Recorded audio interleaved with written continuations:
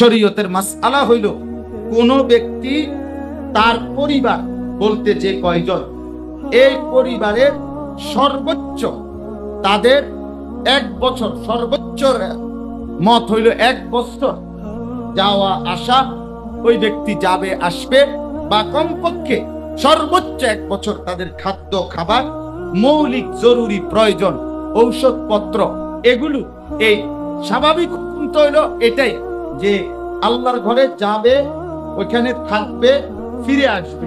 এই সময় মনে করেন 1.5 মাস, এই 1.5 মাস প্রথম হুকুম এটাই। এইটুকুর সময় নিজ পরিবার পরিজনের খাদ্য খাবার, ওষুধ, প্রয়োজনীয় নিত্য প্রয়োজনীয় জিনিস যা লাগে, এগুলোর অতিরিক্ত এই যাওয়া থাকা ফিরে আসা যেই টাকা, এই টাকা ব্যবস্থা করার মতো সামর্থ্য যার মধ্যে আছে, যার কাছে আছে, তার উপরেই হজ ফরজ। তার উপর এটা 1 বছর জমা থাকা জরুরি। শাওয়াল মাস ঢুকলেই হজ্জের মানে রোজার ঈদের পর দিন, শাওয়াল মাসে ঢুকলেই এই পরিমাণ টাকা হজ্জের মাসে তার উপরে আছে, তার কাছে, যে স্ত্রী সন্তানের মৌলিক প্রয়োজন পূরণ করে আল্লাহর ঘরে যাওয়া, ওইখানে থাকতে যে কয়দিন লাগে, আসা, এই সবটুকু মিলাইয়া যে খরচ, এই খরচ তার কাছে আছে, এই ব্যক্তির উপরেই হজ ফরজ। যাকাত যে দিবে না, যেমন মনে করেন যাকাত যে ফরজ হওয়ার পরেও যাকাত দেয় না, আল্লাহ রাসূল সাল্লাল্লাহু আলাইহি সাল্লাম বলেন ওই ব্যক্তি হাসরের ময়দানে তার যাবতীয় পাপের বিচার, হিসাব নিকাশ তো চলতে থাকবে, কিন্তু এই অবস্থাতেও হিসাব চলাকালীন কসম আল্লাহ, হাসরের ময়দানে যাকাত আদায় না করার যে শাস্তি, সাপ পেঁচিয়ে বিষধর সাপ তাকে কামড়াইতে থাকবে, এটা এই বিচারাধীন অবস্থাতেই চলতে থাকবে। সাপও কামড়াবে, বাকি বিচারও চলবে। বুঝেন না?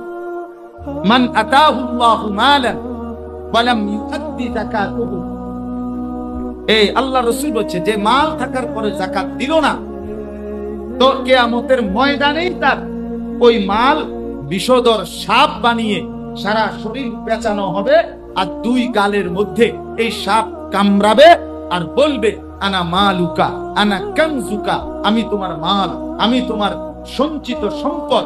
এই অবস্থায় বিচার, মানে সাপে কামড়াই কি আছে, এই অবস্থায় সামনে আগাও, এই অবস্থায় বিচার, এই অবস্থায় নামাজের হিসাব, রোজার হিসাব, দান সাদকার হিসাব, জিকিরের হিসাব, গুনার হিসাব, মিছা কথা, চুরি বাটফারির হিসাব, এটিও চলতেছে, ফিডাও চলতেছে। আমার শায়েখের মুখে বহু আমরা শুনছি, নানুপুর হযরত রাহমাতুল্লাহি আলাইহি, উনি 1 লাইন 2 লাইন কথা বলতে শুরু করলেই অনেক সময় ওয়াজের মধ্যে শুধু কোরআনুল কারীমের আয়াতটা পড়ছে, তো এই যে মানুষ কান্না শুরু করছে, আর কান্না থামে না। হযরত নাইমা চলে গেছে, উনি নাই, কিন্তু মানুষ কাঁদতেছে,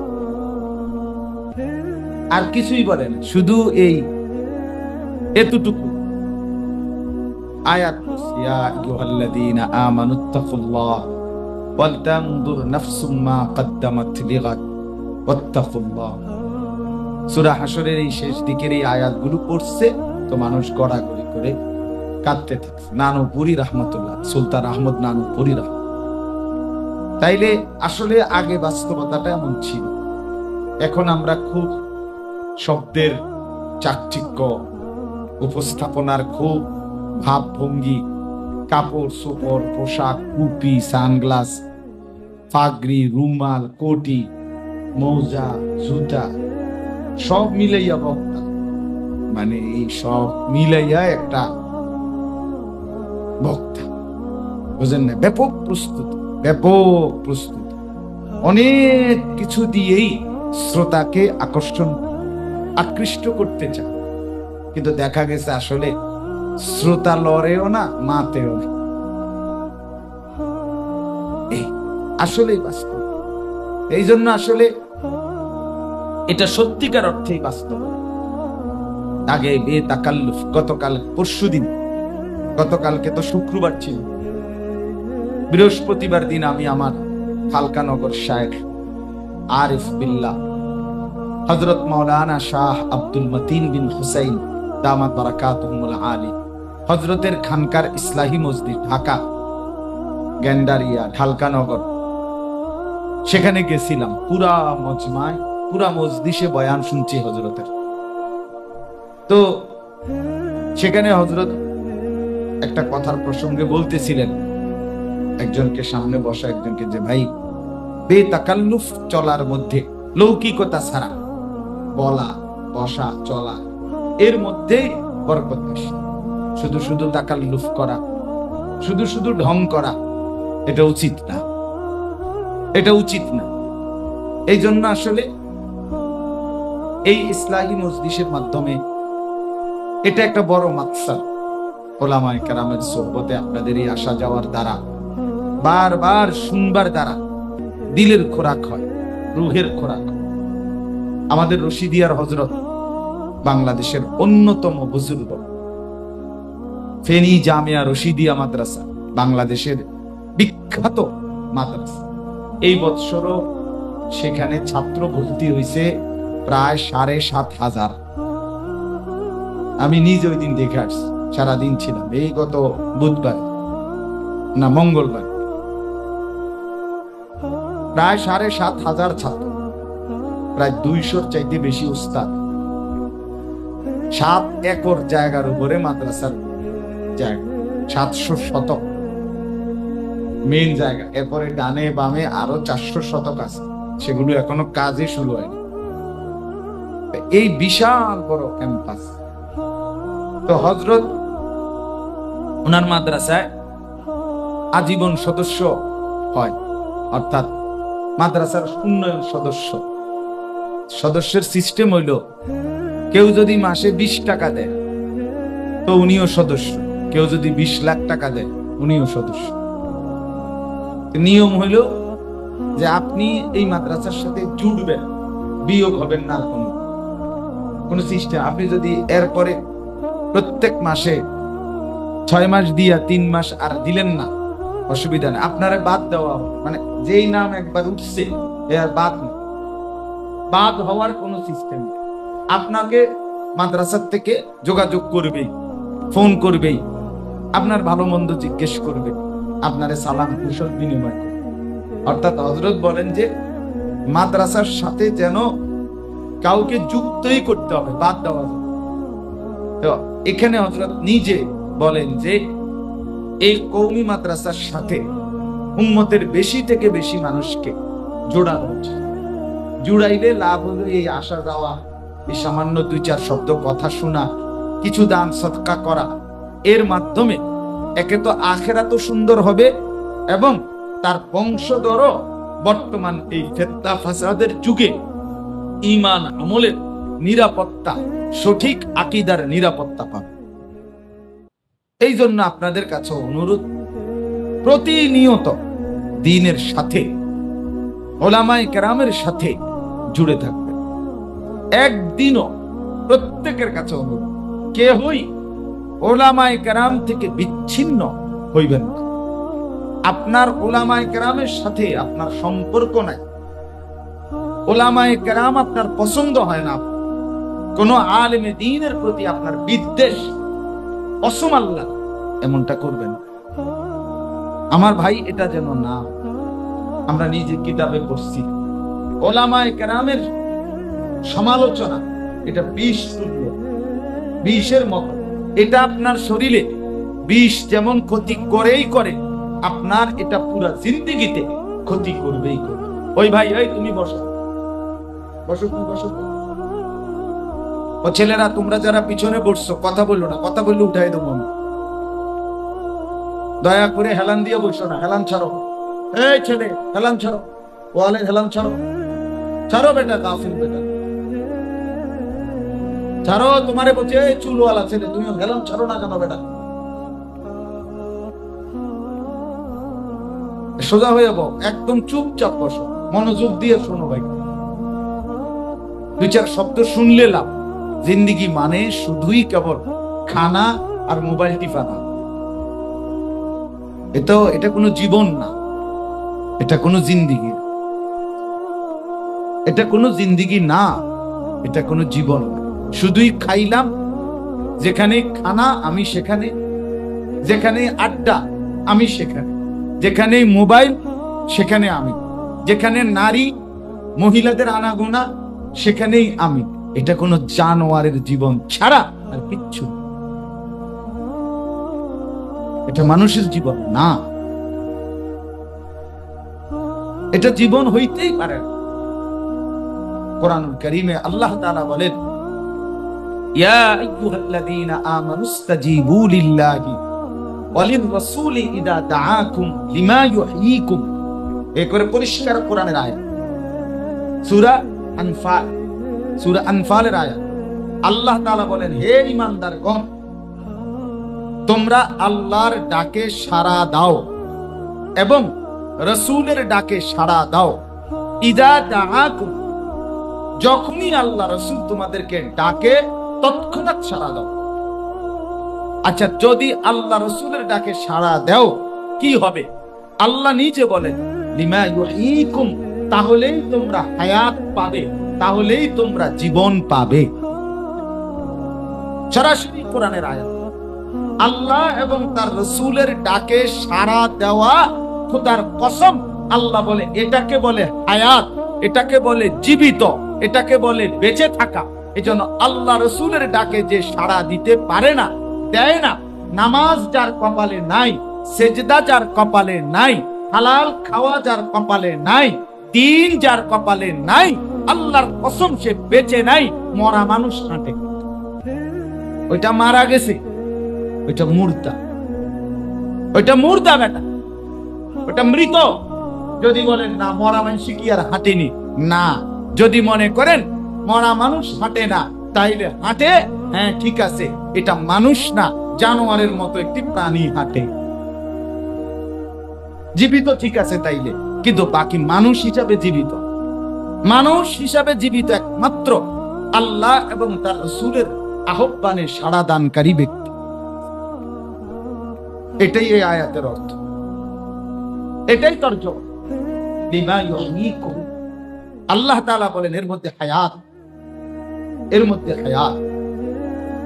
আল্লাযী খালাকাল মাউতা ওয়াল হায়াতা লিয়াবলুয়াকুম আইয়ুকুম আহসানু আমালা। আল্লাহ তাআলা বলেন হায়াত আমি সৃষ্টি করেছি, জীবন দিয়েছি আমি পরীক্ষা করার জন্য তোমাদের কার আমল কতটা। তাহলে হায়াতের মাকসাদ, বেঁচে থাকার মাকসাদ, জীবনের উদ্দেশ্যই হলো আমল সুন্দর। তাহলে যে আমলের ফিকিরই করে না, সুন্দর তো পরের খবর, সেজদায় দেয় না, এরপরে না সুন্দর, সে তার বেঁচে থাকা, তাকে জীবন দেওয়ার, আল্লাহ হায়াত দেওয়ার কোন উদ্দেশ্য অর্জিত হলো, তো তাহলে সে আর কি জীবন পেল? সে কি জীবন পেল?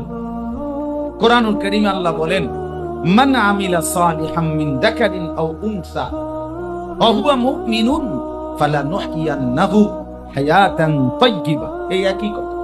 আল্লাহ বলেন ঈমান রেখে যে পুরুষ কিংবা যে নারী নেক আমল করে, আল্লাহ বলেন আমি তাকে ওয়াদা দিলাম একটি পবিত্র আরামের হায়াত দেব। তাহলে সে জীবন পাবে, হায়াত পাবে। হায়াত গোলামির মধ্যে, হায়াত সেজদার মধ্যে, হায়াত ঈমানের মধ্যে, হায়াত নেক আমলের মধ্যে। তাইলে সহজ কথা, যে যুবক সেজদা দেয় না সে বেঁচে না। আর যদি মনে করেন না বেঁচে আছে, তর্ক করিলেন না না এ মরে নাই, তাহলে জানোয়ার বেঁচে আছে। কে বেঁচে আছে? এটাও একটা প্রাণী। গরু ছাগলও একটি প্রাণী, এটাও একটা প্রাণী।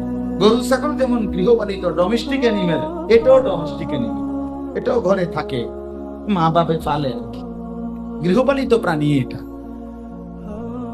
এটাও একটা গৃহপালিত প্রাণী, যেটা ঘরে পালে আর কি। গৃহপালিত মানে ঘরে পালে না, ঘরে পালে আর কি।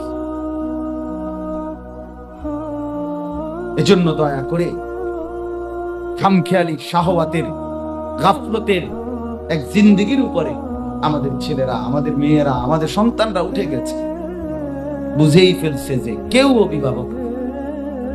আহা, এটা বড় অধপতন। আজকে অসংখ্য মুসলমানের সন্তানের মূল বিষয় হলো তার কলিজার ভিতরে এটা বসা, আমার কোনো অভিভাবক নেই। আমারে বলার মতো, ধরার মতো, ছোঁয়ার মতো, শুধরাইবার মতো, শাসন করবার মতো আমার কেউ নেই। আমি আমার যা মন চায়, কিসের মা, কিসের বাপ, কিসের চাচা, কিসের জ্যাঠা, কিসের মামা, ধর বেটা এগুলো বাপ। আমি যা মন, আমার যাম, আমি পড়তে মন চাইলে পড়বো, ঘুমাইতে মন চাইলে ঘুমাবো। ভাল লাগছে আজকে পড়লাম, ভালো না লাগছে আজকে সারাই মোবাইল দেখলাম, খালাস। এই যে লাওয়ারিস জিন্দেগি, এই যে বেওয়ারিস সন্তান, আজকে এই কারণে অধপতনের চূড়ান্ত। মুসলমান মা বাপ নিজের সন্তানের মতো নিজ চোখে দেখতেছে, তাকায় তাকায় দেখতেছে ছেলেটা আমার নষ্ট হবে, নদীটা ভাঙ্গা যাইতেছে, পাহাড়টা ভাঙ্গা যাইতেছে,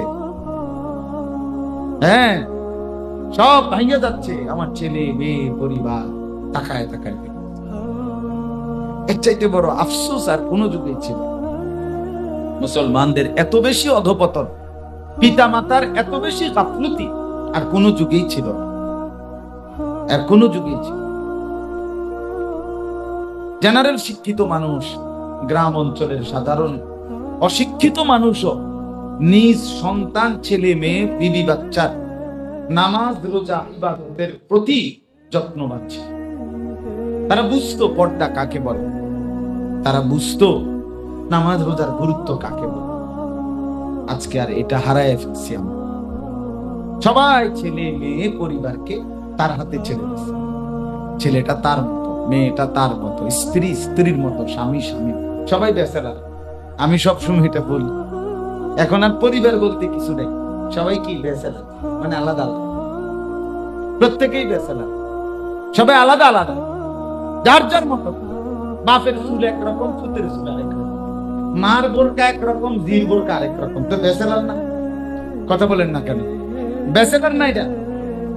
এত বেচেলার, আলাদা আলাদা আলাদা। আমার দাদি নানির যেই বোরকা ছিল, আমার মা চাচির আমি ওই বোরকা দেখছি। আমার মা চাচির যেই বোরকা, আমার স্ত্রী আমার মেয়ের বোরকা এইগুলো। তো এটা পরিবার, সিলসিলা। আমার দাদা নানার যেই জামা কাপড়, পাঞ্জাবি টুপি ছিল, আমার আব্বা চাচারাও দেখছি পাঞ্জাবি টুপি পরে, তো আমরাও পাঞ্জাবি টুপি পরি, আমাদের ছেলের বাচ্চারাও পাঞ্জাবি টুপি।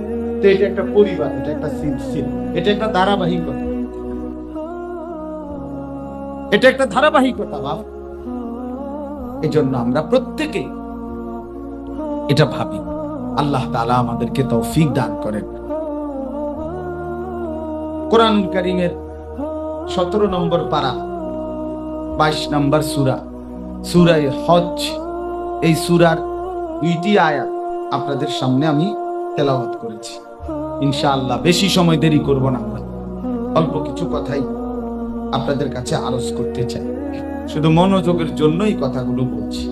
আমাদের ছেলে, আমাদের সন্তান, আমাদের পরিবার সব মিলাইয়া আমরা যদি লাগাম ছাড়া হই, তো আমাদের দ্বীনের জন্য ফিকির করবে কি?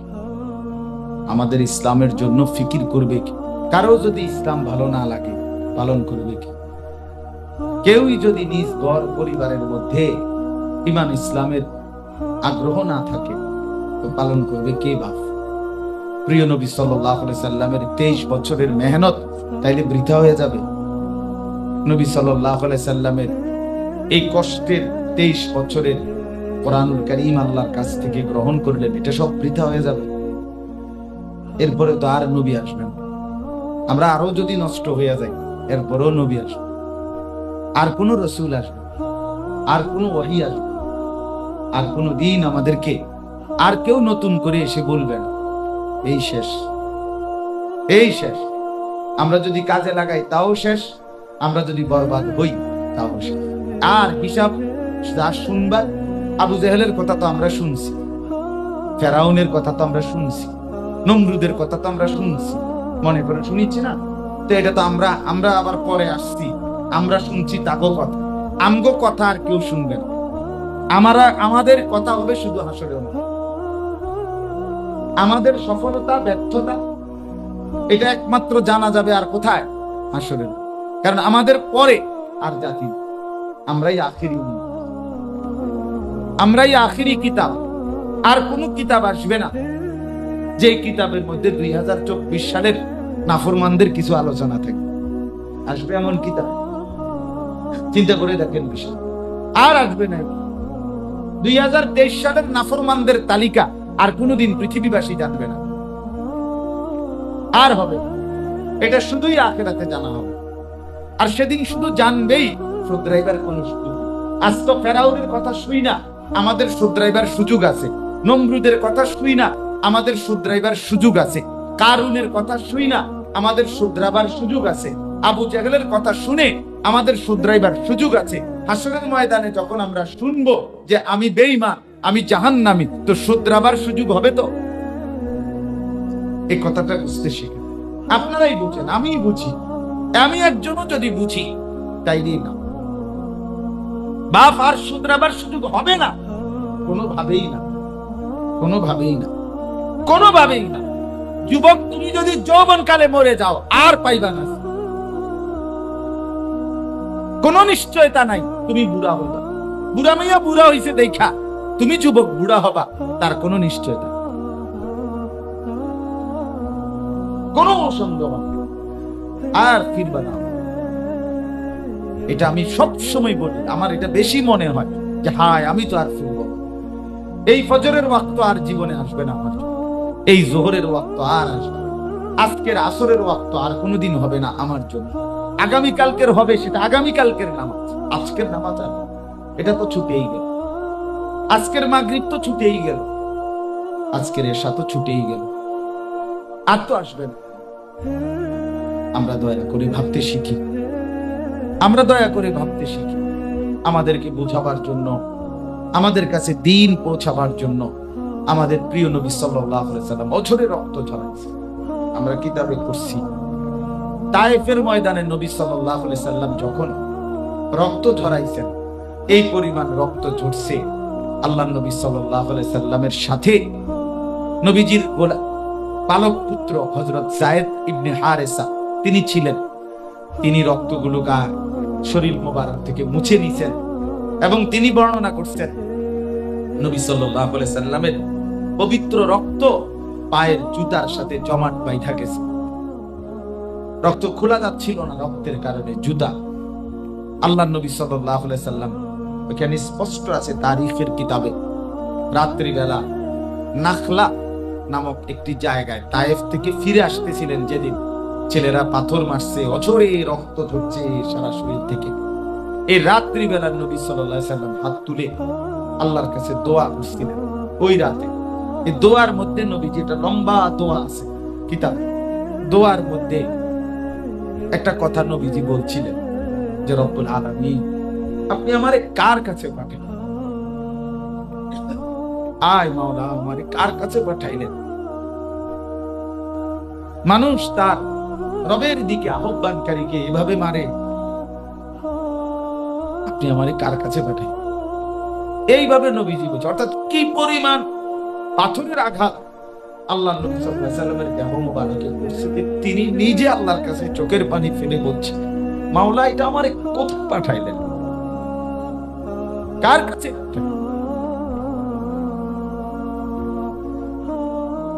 এমন হয় মানুষ এভাবে মারে পাথর, এভাবে রক্তাক্ত করে।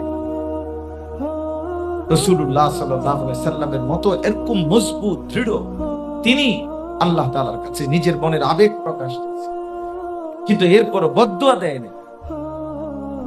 মনের আবেগ তো বলছেন ঠিক আছে, কিন্তু বদদুয়া দেয়।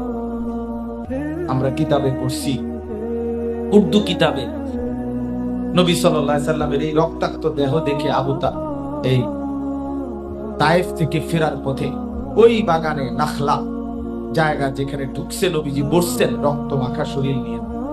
তো মক্কার কুরাইশদের সবচেয়ে বড় নেতা যে কয়েকজন ছিলেন, এর মধ্যে একজন ছিল উতবা। আবু জাহেল, আবু লাহাব, উতবা। এই উতবা সে ওই বাগানের মালিক ছিল, যেই বাগানে নবীজি আশ্রয় নিছেন। তায়েফ থেকে ফিরতে রক্ত মাখা দেহ নিয়ে বসছিলেন যে খেজুর আঙ্গুরের বাগানে, ওইটা ছিল উতবা। ঘটনা চক্রে ওই সময় উতবা বাগানে ছিল। সে দেখছে নবী সাল্লাল্লাহু আলাইহি সাল্লাম এই রক্তাক্ত দেহ নিয়ে এই বাগানে ঢুকছে। পুরা রক্ত মাখা দেহ দেখা আমরা কিতাবে পড়ছি যে এই উতবার মতো, সে তখনও কালেমা পড়ে নাই এবং শেষ পর্যন্ত কালেমা পড়ে নাই।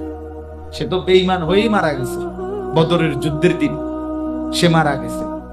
কিন্তু এই সময় এই তায়েফের রক্তাক্ত দেহ দেখে এই উতবার মতো বেঈমান কাফের, নবীজির বিরোধিতাকারী, প্রচন্ড বিরোধিতাকারী এই বেঈমান পর্যন্ত চিৎকার করে বলছিল, হায় তায়েফবাসী, তোমরা আমার ভাতিজারে এভাবে কেমনে মারলা, এভাবে মারলা কেমনে?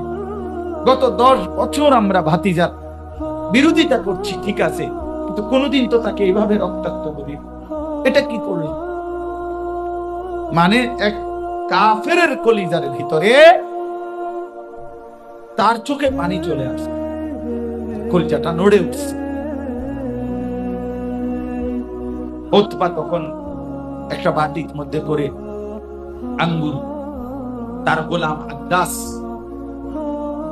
গোলামের নাম ছিল, তাকে এক বাটির মধ্যে আঙ্গুর দিয়ে বলছে, ওই যে বাগানের কোনায় বসছে যে লোকটা বসা আছে, তারে গিয়ে এই আঙ্গুর গুলো দাও, আমি যাব না, তুমি যাও, আমি গেলে লজ্জায় সে খাবে না, সে তো আমি তার বিরোধিতাকারী, তুমি আমার কথা বইলো। তো আদ্দাস গিয়ে, আপনার আদ্দাস ছিল অন্য অঞ্চলের, হযরত ইউনুস আলাইহিস সালাম যেই এলাকা, নিনুয়া, আরবের বাহিরে এক জায়গা, ওইখানকার এই ছেলেটা ছিল, এই গোলাম। তো সে বাটির মধ্যে করে আঙ্গুর নিয়ে আল্লাহ নবী সাল্লাল্লাহু আলাইহি সাল্লামের সামনে পেশ করছে, বলছে, আমার মনিব আপনাকে বলছে এগুলো খাইতে। বলছে, তোমার মনিব কে? তো বলছে, উতবা। তো নবীজি তো চিনছে, তারই চাচা, মক্কার কুরাইশ সর্দার। আল্লাহর নবী সাল্লাল্লাহু আলাইহি সাল্লাম একটা আঙ্গুর মুখে নিয়ে বিসমিল্লাহির রহমানির রহিম এটা বলে মুখে দিছে। এই তখনই আদ্দাস, ওই গোলাম, সে বলে উঠছে, আপনি এটা কি বললেন? এটা কি বললেন? এইটা তো এই অঞ্চলে খাবারের শুরুতে আমি তো কারো মুখে শুনি না, এটা কি বললেন? এটা তো আমাদের অঞ্চলে বলতো। তখন বলছেন আল্লাহর নবী সাল্লাল্লাহু আলাইহি সাল্লাম, তোমার বাড়ি কোথায়? বলছে, নিনুয়া।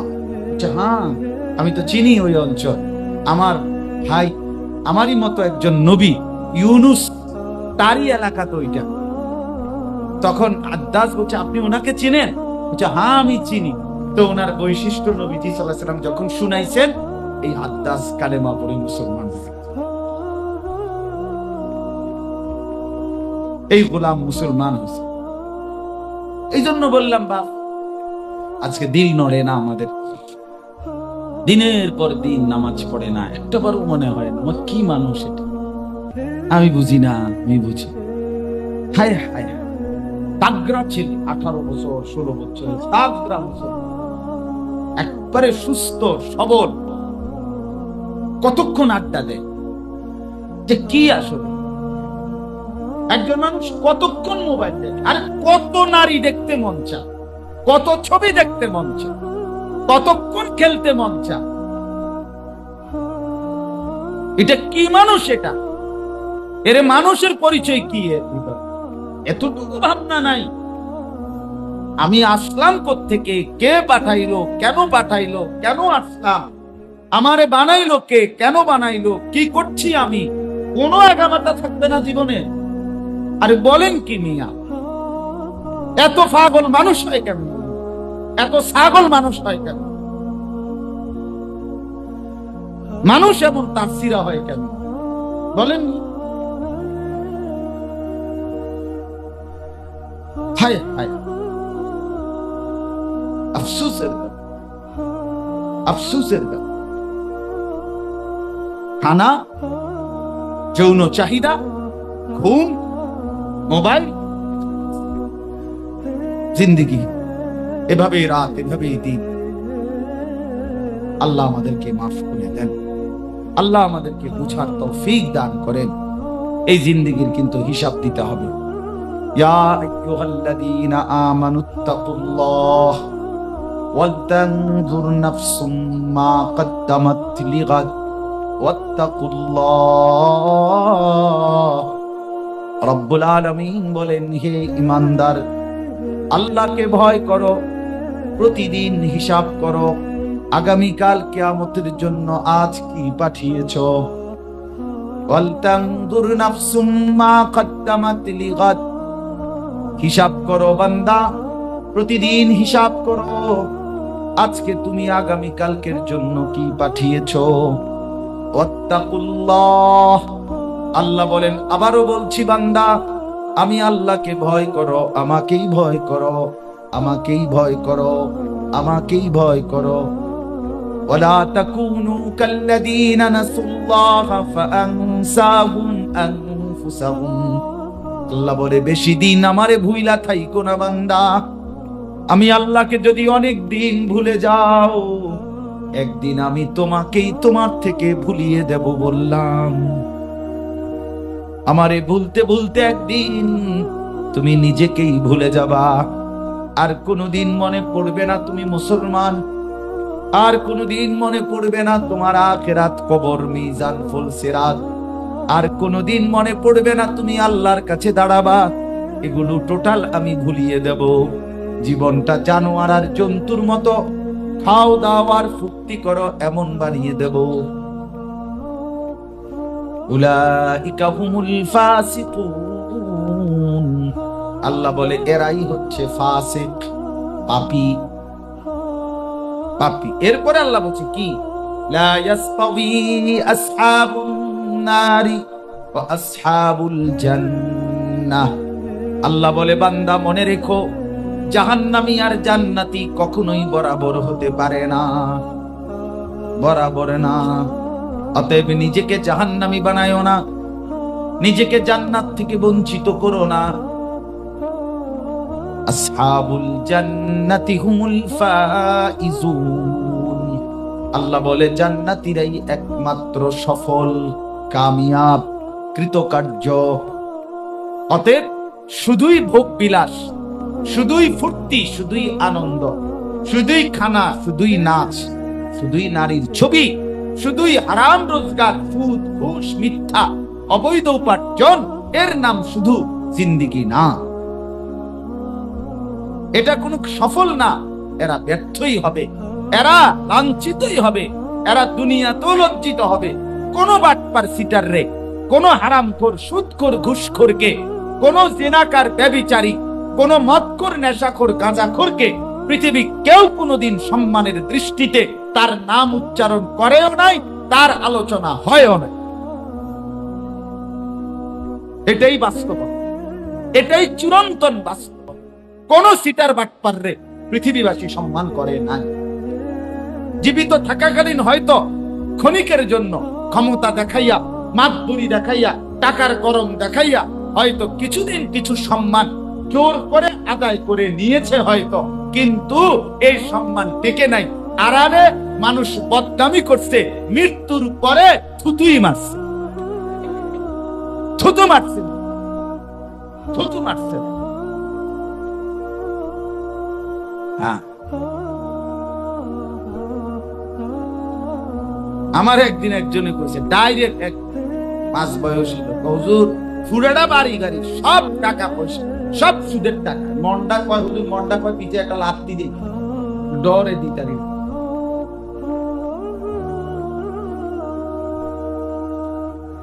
এই হলো কথা, এই হলো ইজ্জত বেটা। তো যে মানুষের চোখে এতটা ঘৃণিত, সে আল্লাহর চোখে কি পরিমাণ ঘৃণিত বলে, আল্লাহর কাছে কি পরিমাণ ঘৃণিত।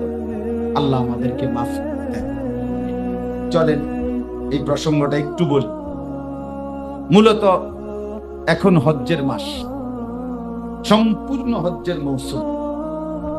কুরআনুল কারীমের মধ্যে আল্লাহ তাআলা ইরশাদ করেছেন, আল হাজ্জু আশহুরুম মা'লুমাত।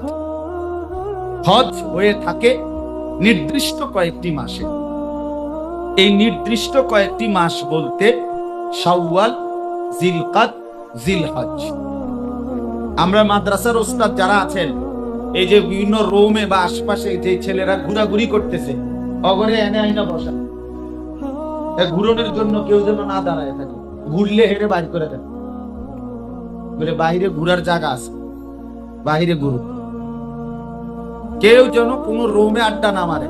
দেখো সাইদ, আবু সাইদ, দেখো একটা রোমেও যেন কোন ছেলে যেন আড্ডা না মারে, একজনও না।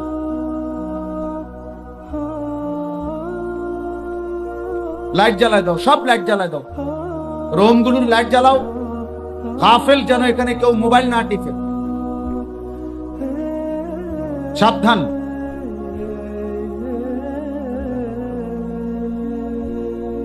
সব রুমে লাইট জ্বালাও।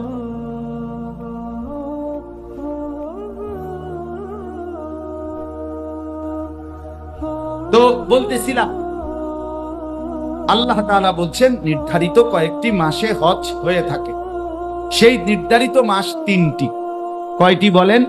তিনটি, শাওয়াল, জিলকাদ, জিলহজ। নবী সাল্লাল্লাহু আলাইহি সাল্লাম এটা বলছেন হাদিসের মধ্যে। এই 3 মাস এখন চলতেছে, এখন পুরাপুরি হজ্জের মাস। সারা পৃথিবী থেকে আল্লাহর বান্দাদের হজ্জে গমন, আল্লাহর ঘরের জিয়ারতের উদ্দেশ্যে রওনা ইতিমধ্যেই শুরু হয়ে গেছে।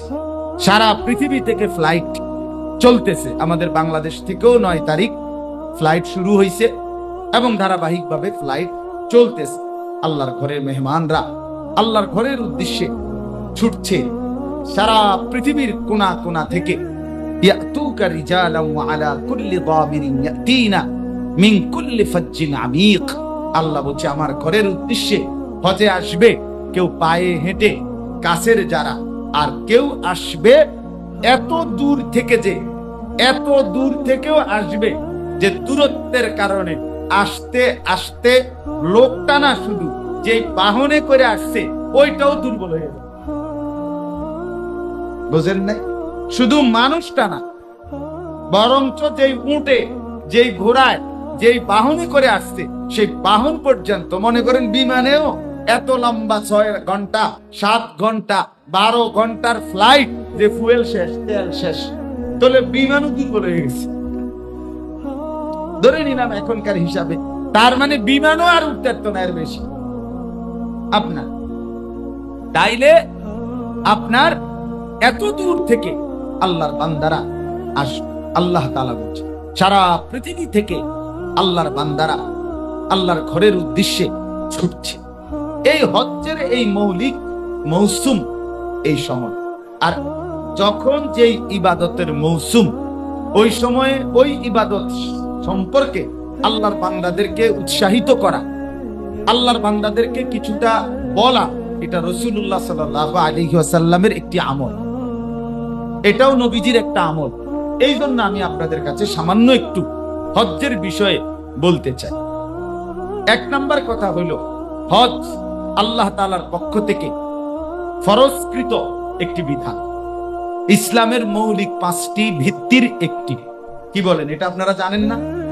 ইসলামের যে 5টি মৌলিক ভিত্তি, কালেমা, নামাজ, যাকাত, রোজা, হজ, এর মধ্যে একটি। তাহলে হজ ইসলামের মৌলিক ভিত্তির একটি, ইসলামের একটি ফরজ বিধান।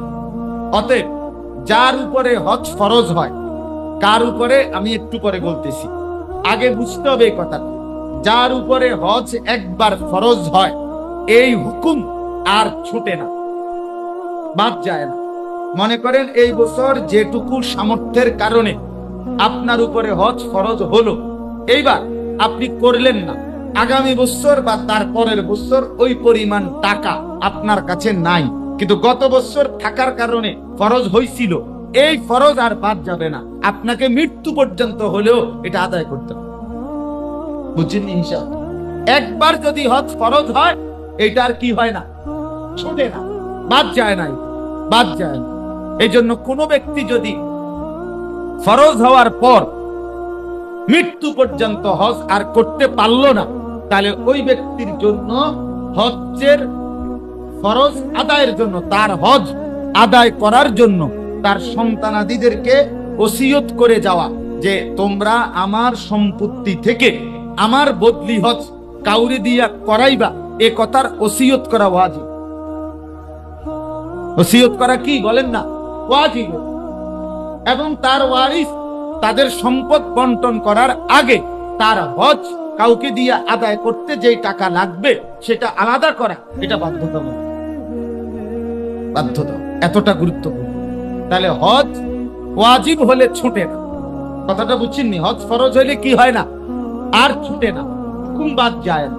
আচ্ছা, হজ যদি কেউ ছেড়ে দেয়, না করে, ফরজ হওয়ার পরেও গুরুত্ব দিল না, তার ব্যাপারে নবী সাল্লাল্লাহু আলাইহি ওয়াসাল্লাম যেই ধমক দিছেন, অন্য কোন আমলের ব্যাপারে নবীজি এই ধমক দেন নাই। এত বড় কথা নবী আর কোন বিষয় বলেন।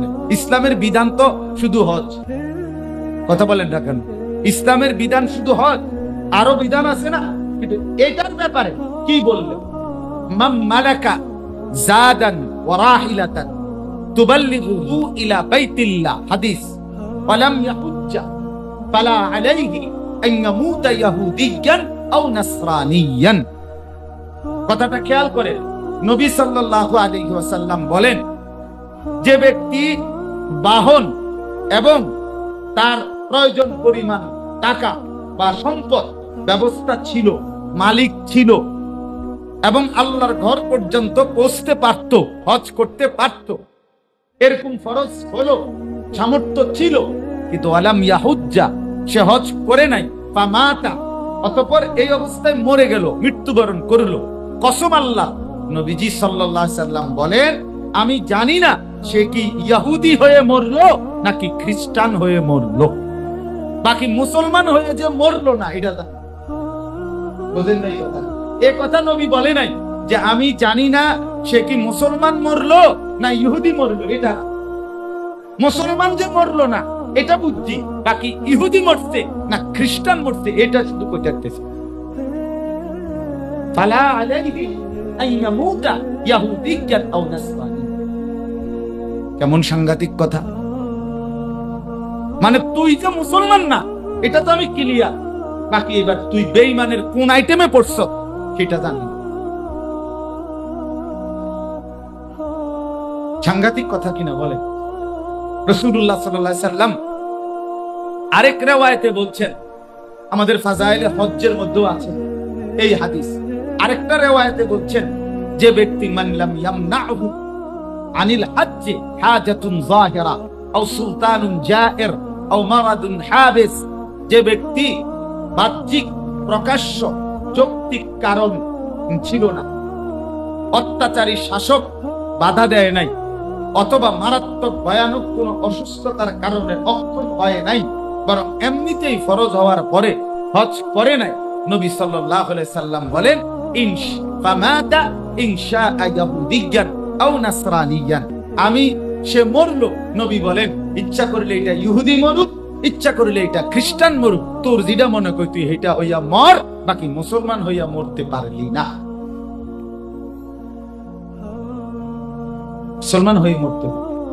এই জন্য এটা মনে রাখতে হবে। এত বড় ধমক, এত বড় ধমক আল্লাহর নবী সাল্লাল্লাহু আলাইহি সাল্লাম অন্য কোন, আপনারা শুনছেন নামাজ, রোজা, যাকাত এগুলোর ব্যাপারে এমন কথা এটা নাই, এত বড় কথা আর নাই। এই জন্য হজ ছেড়ে দেওয়া মস্ত বড় গুনাহ, মস্ত বড় গুনাহ, অনেক বড় ভয়ের ব্যাপার। যে হজ ফরজ হওয়ার পরেও করলো না, সেই লোক যদি বাই চান্স মরে যায় তাইলে সে কিন্তু বেঈমানির মরা মরবে, নাউযুবিল্লাহ।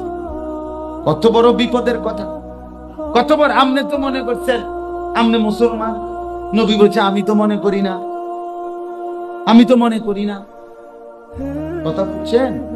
সাংঘাতিক পুরস্কার। আচ্ছা, তার অপোজিটে ধমক যেরকম দিছেন সাংঘাতিক, এরকম কিন্তু পুরস্কার সেটাও বলছে সাংঘাতিক, যাতে আবার উৎসাহিত হয়। পুরস্কারটা কি? আল্লাহর নবী সাল্লাল্লাহু আলাইহি সাল্লাম বলেন, মান হাজ্জা লিল্লাহ, যে আল্লাহর সন্তুষ্টির জন্য হজ করলো, ফালাম ইয়ারফুস ফালাম ইয়াফসুক, এই হজ অবস্থায় কোনো অশ্লীলতা বেহায়াপনা করলো না এবং কোনো কবিরা গুনাহ করলো না, গুনাহও করে নাই, অসভ্যতাও করে নাই, বরং আল্লাহর জন্য হজ করলো। রাসূলুল্লাহ সাল্লাল্লাহু আলাইহি সাল্লাম বলে, এবার পুরস্কার শোনো, রাজা আকা ইয়াউমিন ওয়ালাদাতহু উম্মু, সে যেন এমন অবস্থায় ফিরে আসলো তার মা যেন আজই তাকে পেট থেকে প্রসব করলো। সদ্যজাত সন্তান যেরকম মায়ের পেট থেকে মাসুম নিষ্পাপ হয়ে বের হয়, সে যেন এমন হয়ে বের। এবার পুরস্কারটা কেমন? পুরস্কারটা কেমন? আমি একবার হজ্জের পরে মক্কা থেকে মদিনায় গেছি। স্বাভাবিক তো, মদিনা যাওয়ার পরে ওইখানকার এক আলেমের সাথে মুসাফা করছিলাম। আর হ্যাঁ, উনি দেখছি এই কথাটা আমারে বলছে, আহলান সাহলান মারহাবা ইয়া মান ওয়ালাদাতহু উম্মু। ওনার থেকে আমি এটা মানে আজীব সুন্দর লাগছে ওনার এই কথা, আরবীয় আলেম। উনি বলতেছে মারহাবা, ধন্যবাদ, হ্যাঁ, তাকে যাকে তার মা মাত্র জন্ম দিল। মানে হাজী সাহেব আমরা আইসি তো আমগরে এটা বললো, ইয়া মান ওয়ালাদাতহু উম্মু, হে আপনি যাকে তার মা এই মাত্র কি দিল, মানে হজ করে আসলেন, তার মানে মায়ের পেট থেকে নিষ্পাপ সন্তান বের হল। এই জন্য হজ ফরজ হওয়া, হজ আদায় না করা, এটার ধমকও সাংঘাতিক, আদায় করার উপরে পুরস্কারও সাংঘাতিক। সুবহান আল হজ্জুল মাবরুর লাইসা লাহু জাযাউন ইল্লাল জান্নাহ। নবী সাল্লাল্লাহু আলাইহি ওয়াসাল্লাম বলেন, একটি কবুল হজের বিনিময় কি? আল্লাহ রাসূল সাল্লাল্লাহু আলাইহি ওয়াসাল্লাম বলেন, আর কোনই বিনিময় নয়, শুধুই জান্নাত। শুধুই বলেন না, শুধুই কি? শুধুই জান্নাত, শুধুই জান্নাত, শুধুই জান্নাত, শুধুই জান্নাত। এখন হজ ফরজ হয় কার উপরে? এক নম্বর কথা হলো, বিষয়টা প্রত্যেকেই আলাদা আলাদা ভাবে বুঝে নেওয়া খুব জরুরি। যাকাত এবং হজ এবং কুরবানি, এই তিনটা আর্থিক বিষয়। এই তিনটা কি বিষয় বলেন না? আর্থিক ইবাদত। যাকাত, কুরবানি আর একটা কি? হজ। এই জন্য এই আর্থিক বিষয়টা আমাদের সমাজের অধিকাংশ মুসলমান বোঝে না, বুঝার চেষ্টাও করে না, শুনতেও চায় না। এই আলাফে উড়াইতে চায়, আলাফ। এইটা যেদূর সম্ভব না কইলে ভালো, না কইলে কথা বুঝছেন কেউ। অথচ উচিত একজন মুসলমান, তার উচিত, হুজুর একজন ডাক্তারের কাছে কেউ যদি তার নিজের শারীরিক অবস্থা, অক্ষমতা, অসুস্থতা এটা যদি লুকায়, সে কি বুদ্ধিমান? কথা বলেন না, সে কি বুদ্ধিমান? না, ডাক্তারের কাছে সবটা বলতে হয়, বলতে হয় কি না? সবটা বলতে হয়, এটাই নিয়ম। কারণ ডাক্তারের শেষ এই কথাটা বলার কারণেও ওষুধ চেঞ্জ করে, ঠিক কিনা বলেন না কেন? আমি দেখছি অনেক ডাক্তাররা এই ওষুধ একে তো শুনে এরপরে লেখে, আবার অনেকে এমনি দাগ দিয়ে দিয়ে, ছোট ছোট দাগ দিয়া এটা মিলায়, মানে পুরাটা যে ওষুধ লিখছে ঠিক আছে কিনা, অর্থাৎ ওনার কথার সাথে মিল আছে কিনা, এরপরে উনি হিসাব করে ঔষধ দেয়। একজন মুসলমানের উচিত কমপক্ষে একজন নির্ভরযোগ্য আলেমের কাছে নিজের আর্থিক অবস্থা জানানো, এই নিয়তে যে হুজুরে পরে চুরি করতে সুবিধা হইব, এই নিয়তে হুজুরে পরে ডাকাতি করবে, এই জন্য না, বরং এই নিয়তে যে এই অবস্থায় হুজুর আমার আছে, এই নাই এই, এতটুকু থাকার কারণে আমার উপরে যাকাত ফরজ হলো কিনা, কোরবানি ফরজ হলো কিনা, হজ ফরজ হলো কিনা, এটা আপনি ব্যাখ্যা করে দেন। এটা উচিত না? কমপক্ষে এর কথা যদি বলার মতো মানসিকতা না থাকে, তো আপনি আখিরাতে বাঁচবেন কেমনে? আখিরাতের মুক্তি নিবেন কেমনে? এটা তো খামখেয়ালি করলে হইতো না, খামখেয়ালির বিষয় না। তো যাকাত যে দিবে না, যেমন মনে করেন যাকাত যে ফরজ হওয়ার পরেও যাকাত দেয় না, আল্লাহ রাসূল সাল্লাল্লাহু আলাইহি সাল্লাম বলেন, ওই ব্যক্তি হাসরের ময়দানে তার যাবতীয় পাপের বিচার, হিসাব নিকাশ তো চলতে থাকবে, কিন্তু এই অবস্থাতেও হিসাব চলাকালীন কসম আল্লাহ, হাসরের ময়দানে যাকাত আদায় না করার যে শাস্তি, সাপ পেঁচিয়ে বিষধর সাপ তাকে কামড়াইতে থাকবে, এটা এই বিচারাধীন অবস্থাতেই চলতে থাকবে। সাপও কামড়াবে, বাকি বিচারও চলবে। বুঝলেন? মান আতাহুল্লাহু মালান ওয়ালাম ইউআদ্দি যাকাতুহু। এই আল্লাহ রাসূল বলছে যে মাল থাকার পরে যাকাত দিল না, তো কিয়ামতের ময়দানেই তার ওই মাল বিষধর সাপ বানিয়ে সারা শরীর পেঁচানো হবে, আর দুই গালের মধ্যে এই সাপ কামড়াবে আর বলবে আনা মালুকা আনা কানজুকা, আমি তোমার মাল, আমি তোমার সঞ্চিত সম্পদ। এই অবস্থায় বিচার, মানে সাপে কামড়াই কি আছে, এই অবস্থায় সামনে আদালত, এই অবস্থায় বিচার, এই অবস্থায় নামাজের হিসাব, রোজার হিসাব, দান সাদকার হিসাব, জিকিরের হিসাব, গুনার হিসাব, মিছা কথা চুরি বাটফারির হিসাব, এটিও চলতেছে, ফিডাও চলতেছে। বুঝেন নাই? হাজতি অবস্থাতে মামলার শুনানিও হইতে আছে, তারে কোর্টেও নিতে আছে, জজের সামনে উঠাইতে আছে, কিন্তু উনি কিন্তু কারাগারে হাজতি হিসাবে শাস্তি ভোগ করতেছে। এটা না মানে যারে কি করে লাই গ্রেফতার করে ফেলে, তার রায় যদিও হয় 2 বছর পরে, কিন্তু সে তো হাজতি, সে তো কারাগারেই থাকে। তো এই অবস্থাতেই তারে কি করে নেয়, পুলিশের গাড়িতে কইরা ওই আদালতে নেয়, শুনানি হয়, কোর্টে উঠায়, জজ সাহেব কথাবার্তা বলে, কিন্তু তার শাস্তি, তার কারাগার চলতেছে কিনা বলেন? এই যাকাত আদায়কারী করে না যে তার শাস্তি চলমান শুরু হয়ে যাবে হাসরের ময়দানে, বাকিগুলোর হিসাব এই অবস্থায় চলতে থাকবে, এই অবস্থা। এই জন্য আপনারা যারা বুঝির মানুষ আছেন, কমপক্ষে বিষয়টা খেয়াল করেন। বিষয়টা লুকোচুরি না, বিষয়টা 10-20 টাকা দান সদকা না, না। মসজিদ মাদ্রাসা অনেক দিছি, আরো দেন, আলহামদুলিল্লাহ, কোনো মানা নাই। কিন্তু আপনি মসজিদ মাদ্রাসায় দিছেন, দান করো। বহুত হুজুর আমি খাওয়াইছি, হুজুর আল্লাহর রহমতে আমি নগদ দোয়াই না, তো আমগো দোয়াই তো খাওয়াইছেন, কাক দোয়াই খাওয়া, আপনি সৌদা খাইতে দোয়াই নি খাওয়াই। কথা বোঝেন নাই? এটি তো সবই ঠিক আছে, কিন্তু ওইগুলো একটা পৃথক নেকামল, কিন্তু এইটার কারণে যাকাত মাফ হবে না। হজ ফরজ হলে সেটা মাফ হবে না।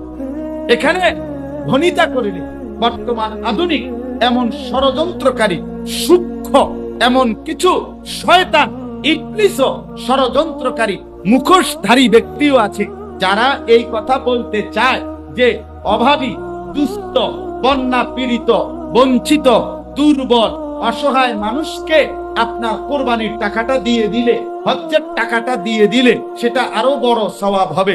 না, বড় সওয়াব হবে না, বড় সওয়াব হবে না।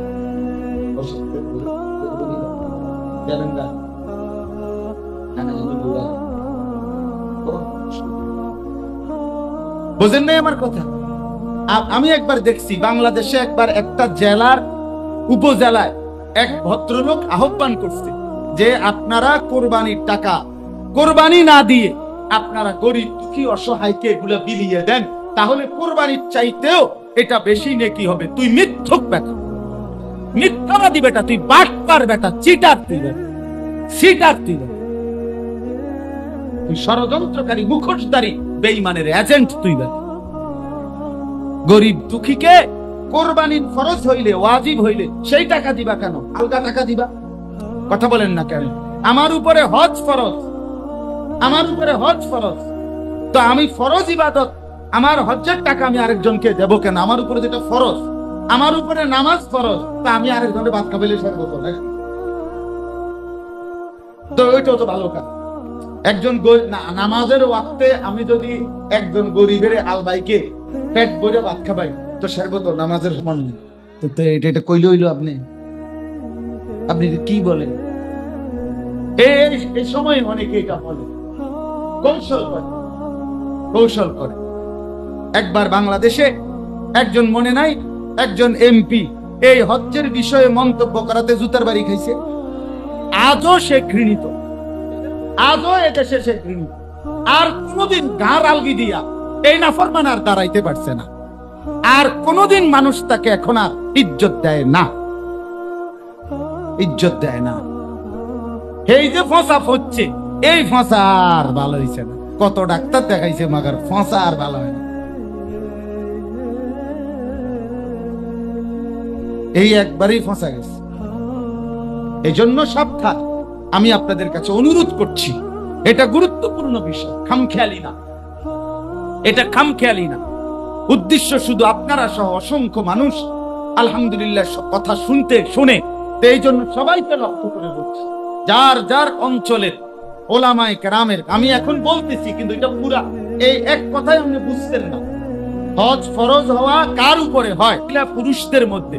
এক কথাই আপনি বুঝতেন না। আরো আরো ভালোভাবে আপনার স্থানীয় ওলামায়ে কেরামের কাছে, নির্ভরযোগ্য কোন আলেমের কাছে আপনি আবার বুঝতে হবে। এটা আপনাদেরকে দায়িত্ব দিলাম, যাদের বিবেক আছে, যাদের আখিরাতের ভয় আছে, আর তাদের কোনো চিন্তা নাই বা তরকারি খাওয়ানোর হতো না, আপনি উঠালান, আপনি শুইয়ালান। কিন্তু বিষয়টা গুরুত্বপূর্ণ, বিষয়টা গুরুত্বপূর্ণ। শরীয়তের মাসআলা হইল, কোন ব্যক্তি তার পরিবার বলতে যে কয়জন, এই পরিবারের সর্বোচ্চ তাদের 1 বছর, সর্বোচ্চ মত হইল 1 বছর যাওয়া আসা, ওই ব্যক্তি যাবে আসবে, বা কমপক্ষে সর্বোচ্চ 1 বছর তাদের খাদ্য খাবার, মৌলিক জরুরি প্রয়োজন, ঔষধপত্র, এগুলো এই স্বাভাবিক হইল এটাই যে আল্লাহর ঘরে যাবে, ওইখানে থাকবে, ফিরে আসবে। এই সময় মনে করেন 1.5 মাস। এই 1.5 মাস প্রথম হুকুম এটাই, এইটুকু সময় নিজ পরিবার পরিজনের খাদ্য খাবার, ওষুধ, প্রয়োজনীয় নিত্য প্রয়োজনীয় জিনিস যা লাগে, এগুলোর অতিরিক্ত এই যাওয়া থাকা ফিরে আসা যেই টাকা, এই টাকা ব্যবস্থা করার মতো সামর্থ্য যার মধ্যে আছে, যার কাছে আছে, তার উপরেই হজ ফরজ।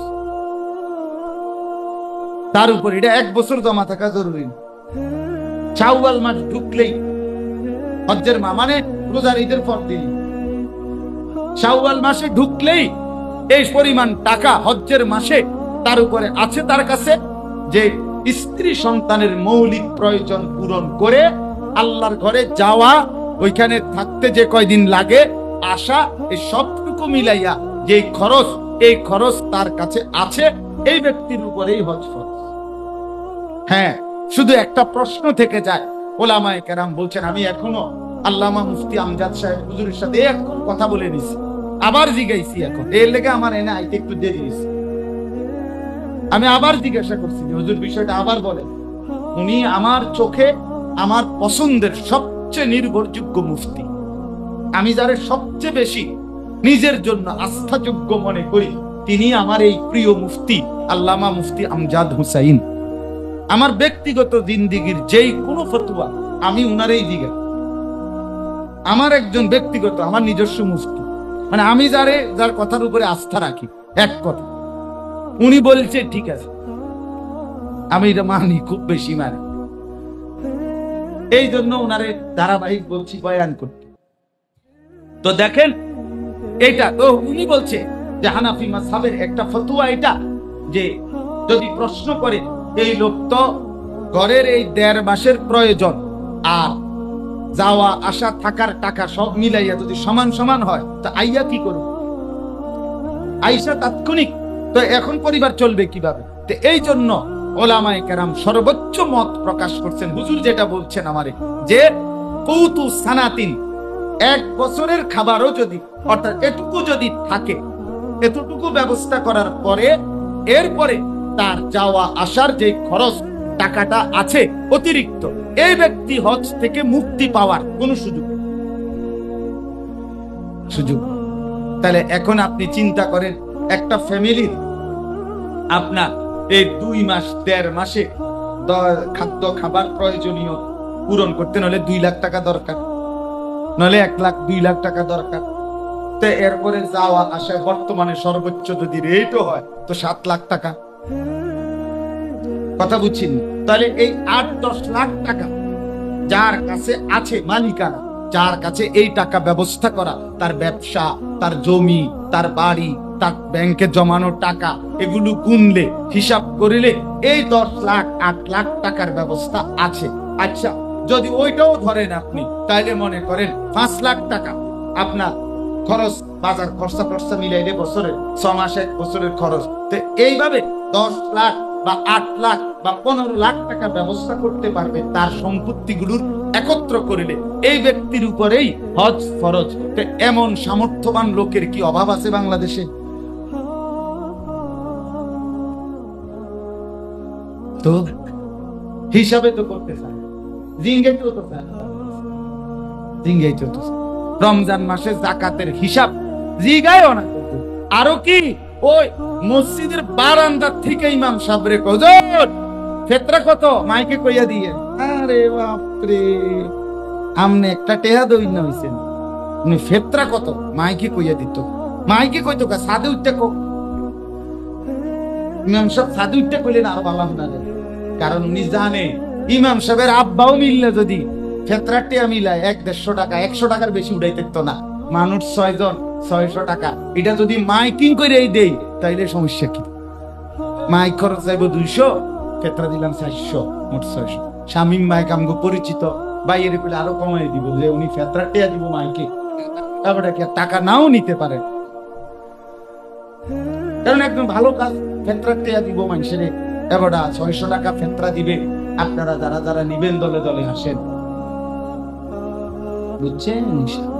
জাকাত দেয়, জাকাত দেয়, বড় লোকই দেখায়।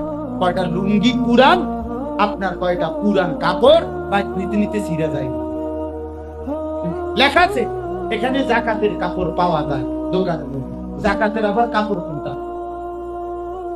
কথা বলেন না কেন? জাকাতের আবার কি কাপড়? জাকাতের আলাদা কাপড় কোনটা? মানে পচা, দুর্বল, কম দামি যেটা, এইটা আল্লাহ তাআলা কোরআনে স্পষ্ট বলছে, লান তানালুল বিররা হাত্তা তুনফিকু মিম্মা তুহিব্বুন। তোমাদের প্রিয়টা যদি আল্লাহর রাস্তায় দান না করো, কষ্টিন কালেও সেটা আল্লাহ তাআলার কাছে নেকি হিসাবে গ্রহণযোগ্য হবে না, গ্রহণযোগ্য হবে না। সিরা টাকা মসজিদে দাও, হ্যাঁ, দুনিয়ার আসল টাকাটা মসজিদে দেয়, টাকায় দেয় 10 টাকা, তাও এটা ওইটা যদি পরে এত সিরা, এটা 4-5 টাকাও টিকতো না। কেন এমন হবে? কেন এমন হবে? এক মুমিনের আল্লাহর জন্য খরচ করা, এটা সব সময়, ওই যে আমার ছোট ভাই আতিক বলতেছিল এই কথা, আল্লাহর রাস্তায় সাদাকা, আল্লাহর রাস্তায় দান মুমিনের সারাক্ষণের ডিউটি। আল্লাহর রাস্তায় সম্পদ খরচ করা, বিশ্বাস করেন আপনারা কত শুনছেন এই কথা, এটা যে কোরআনুল কারীমে যতবার নামাজের কথা, ততবার যাকাতের কথা, আল্লাহর রাস্তায় খরচের কথা আছে কিনা বলেন না কেন? তাহলে প্রত্যেকবার নামাজের সাথে আল্লাহর রাস্তায় খরচের কথা বললো কেন? তার মানে নামাজ যেমন প্রতিদিনকার আমল, আল্লাহর কসম আল্লাহর রাস্তায় দান এক মুমিনের নিত্যদিনের আমল। আল্লাহ তাআলা এটা চাচ্ছে, নিত্যদিনের আমল। যাই হোক, আমি আর দেরি করতে চাচ্ছি না, এর জন্য কিন্তু বিষয়টা এক কথায় আপনি শেষ হইছে না। আমি আজকে আপনাদের কাছে বললাম, এক কথায় কিন্তু শেষ হয় নাই। অর্থাৎ আপনার উপরে যাকাত, আপনার মহিলার কোনো এটা এই ঝামেলাই নাই। মহিলার বিষয়টা বলেন এবার। মহিলার ওই যে সংসারের বাচ্চা কাচ্চা, জামাই, এগো ভাত মাছ চাল ডাল ব্যবস্থা করা, এটা বুড়ির কোনো দায়িত্ব আসেনি, কিছুই না। শুধু মহিলা তার সাথে মাহরাম, তা যার সাথে তার দেখা দেওয়া কি জায়েজ, এমন মাহরাম আর তার নিজের, এই দুইজনের টাকা আল্লাহর ঘরে যাওয়া, ওইখানে থাকা, ওইখান থেকে ফিরে আসা, এইখানের জন্য তার এই দুইজন মানুষের টাকা মিলাইবার মতো সামর্থ্য তার আছে। তার স্বর্ণগুলো, তার কাছে যে গহনা আছে, রূপা আছে, স্বর্ণ আছে, নগদ টাকা আছে, বেডির নামে যে ফিক্স ডিপোজিট আছে, বিদেশ থেকে যে আলগা টাকা পাঠায়, কথা বুঝছেন না? আব্বাই যে জিঙ্গাইছে ফুট হেবুডিরে দেওয়া উনি কিছু এই না ফাইতে দেই, ইডি আপনি বুঝা ফাটতেন না আব্বা, ইডি আব্বাই বুঝতো না। এই টুকটাক 2-10 টাকা দাও লাগে, মিথ্যুক আরো বেশি দাও তুমি, আমরা জানি না। ইডি ঠিক কিনা বলেন না কেন? এ বুড়ি এগুলো খায় অর্ধেক, জমায় অর্ধেক, ঠিক কিনা বলেন? তাহলে এই মহিলার কাছে জমাকৃত টাকা, স্বর্ণ, রৌপ্য, গহনা, এই সব মিলাইয়া যদি দুইজন মানুষ, একজন সে নিজে, আরেকজন হলো তার একজন কি মাহরাম, এই দুইজনের টাকা পরিমাণ মালিকানা তার থাকে, তার উপরে হজ ফরজ। অসংখ্য মহিলার উপরে হজ ফরজ হয়। খামখেয়ালি, গাফলতি। আল্লাহ তাআলা আমাদেরকে বুঝার তৌফিক দান করেন। আজকে কথাটার গুরুত্ব বললাম, শুধু আপনাদের উচিত হবে, শুধু আমার এই এক কথাই আপনি বুঝতেন না, কথা শেষ হইবে না।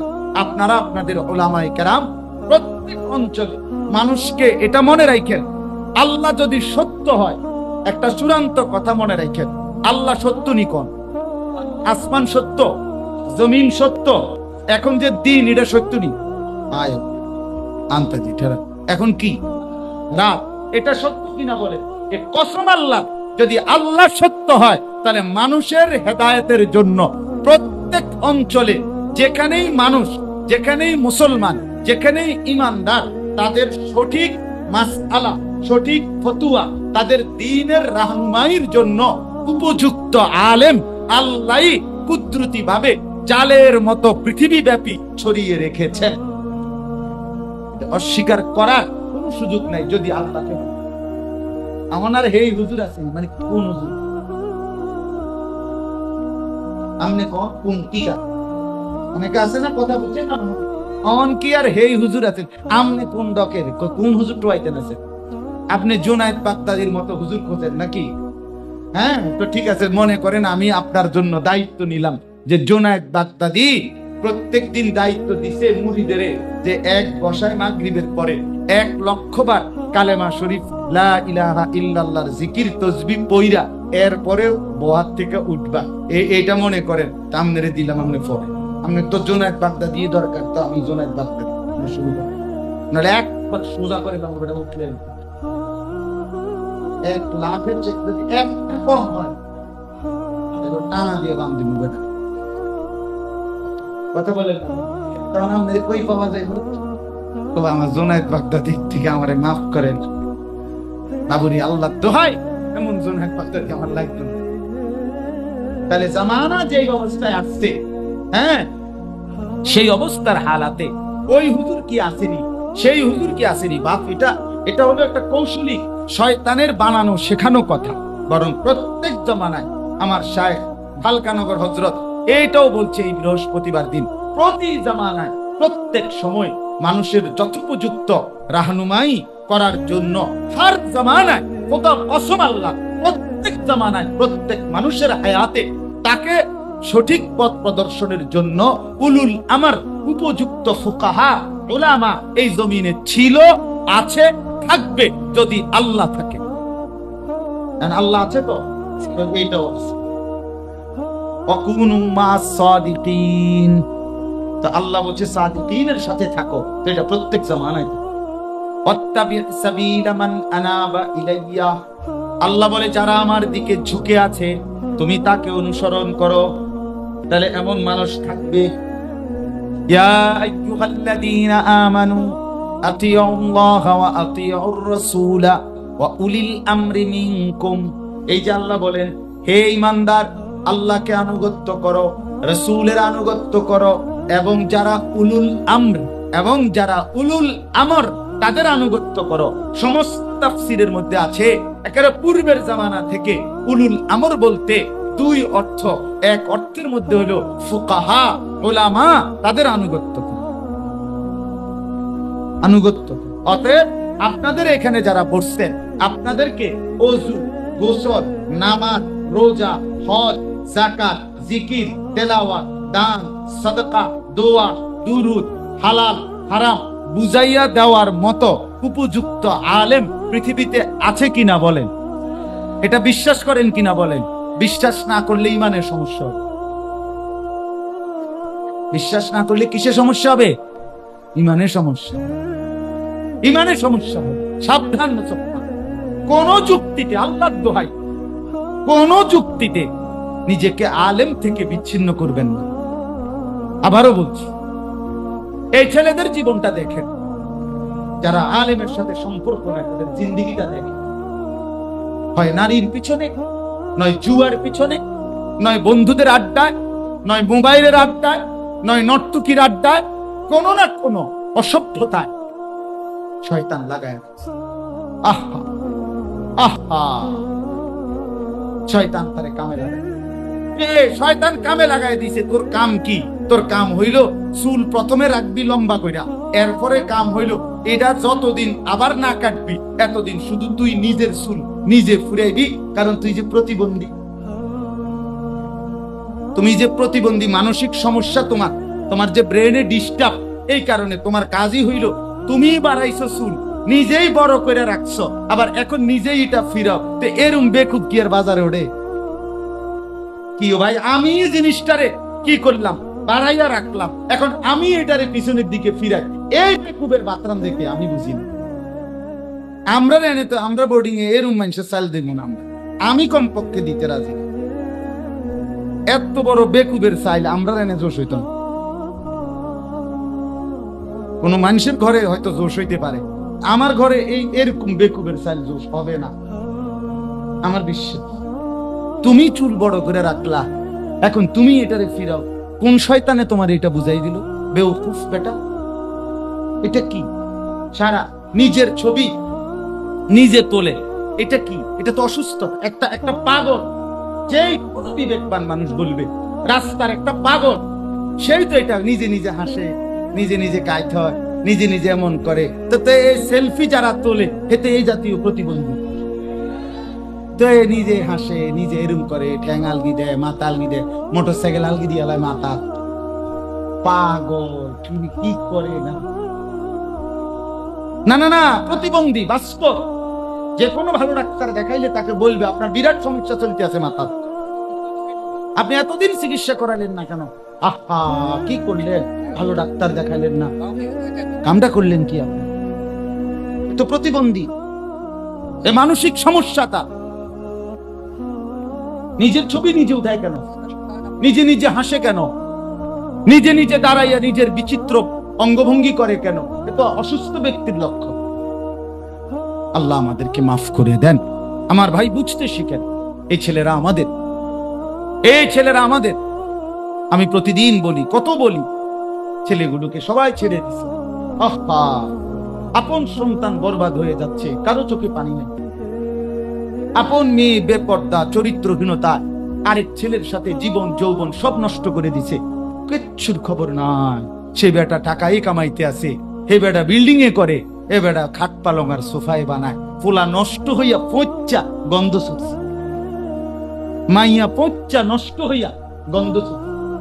এ বেটা সংসার করে, এ বেটা গদ্দুয়ার করে, এ বেটা বিল্ডিং করে। হায় রে মুসলমান, কেন এত বোকা হলো? আল্লাহকে কেমনে এত ভুলে গেলাম? নিজের সন্তানকে কেমনে ভুলে গেলাম? আল্লাহ আমাদেরকে মাফ করে দেন। চলেন, আমার কথা শেষ, আপনাদের কাছে এটাই বললাম। আল্লাহ তাআলা কোরআনুল কারীমের মধ্যে ইব্রাহিম আলাইহিস সালামকে বলছেন, ওয়া ইদ বাওয়ানা লিইব্রাহিমা মাকানাল বাইতি, আমি আমার ইব্রাহিমকে আমার ঘর কাবার জায়গা নির্ধারণ করে দিলাম পুনরায় নতুন করে নির্মাণ করার জন্য। ইব্রাহিম আমার ঘর নতুন করে বানালো, আর বানানোর পরে আমি আল্লাহ ইব্রাহিমকে তিনটি কাজ করতে বললাম। আল্লাহ তুশরিক বি শাইআ, এক বললাম কোন অবস্থাতে আমি আল্লাহর সাথে শিরিক করবা না। দুই, ওয়াতাহহির বাইতিয়া লিত্তাইফিনা ওয়াল কাইমিনা ওয়ার রুকআইস সুজুদ, আমার এই ঘর কাবাকে তাওয়াফকারী, আমার হাজী এবং আমার নামাজ আদায়কারী বান্দাদের জন্য পবিত্র রাখো। আর 3 নম্বরে, ওয়াআদ্দিন ফিন্নাসি বিল হজ্জ, হে ইব্রাহিম, আমার এই ঘর বানিয়েছো, এবার আমার বান্দাদেরকে আমার এই ঘরের উদ্দেশ্যে হজ করবার জন্য ডাকো, আহ্বান করো, আজান দাও। একটা আজান দাও, একটা আজান দিবা, শুধু একবার। এক আজানে ইসরাফিলের ফু পর্যন্ত একামত শুনবে। আজান দিবা কয়টা? এক। ইব্রাহিম রে বলছে একটা আজান দাও। 6000 বছর আগে আজ থেকে ইব্রাহিম আলাইহিস সালাম শুধু একটা আজান দিছে। এক আজানে এখনো লাব্বাইক চলছে। লাব্বাইক আল্লাহুম্মা লাব্বাইক, লাব্বাইক লা শারীকা লাক লাব্বাইক, ইন্নাল হামদা ওয়ান নি'মাতা লাকা ওয়াল মুলক লা শারীকা লাক। বন্ধু আমার, কসম আল্লাহর মালিকের ঘরের উদ্দেশ্যে রওনা দিয়ে সাদা কাপড়ের এহরাম পরে কোন হাজী আল্লাহর বান্দা যখন লাব্বাইক পড়ে, কলিজাটার ভেতরে কেমন লাগে আল্লাহর কসম কোন বান্দা এটা তার শব্দ দিয়া মুখ দিয়া বুঝাইয়া পারবে না।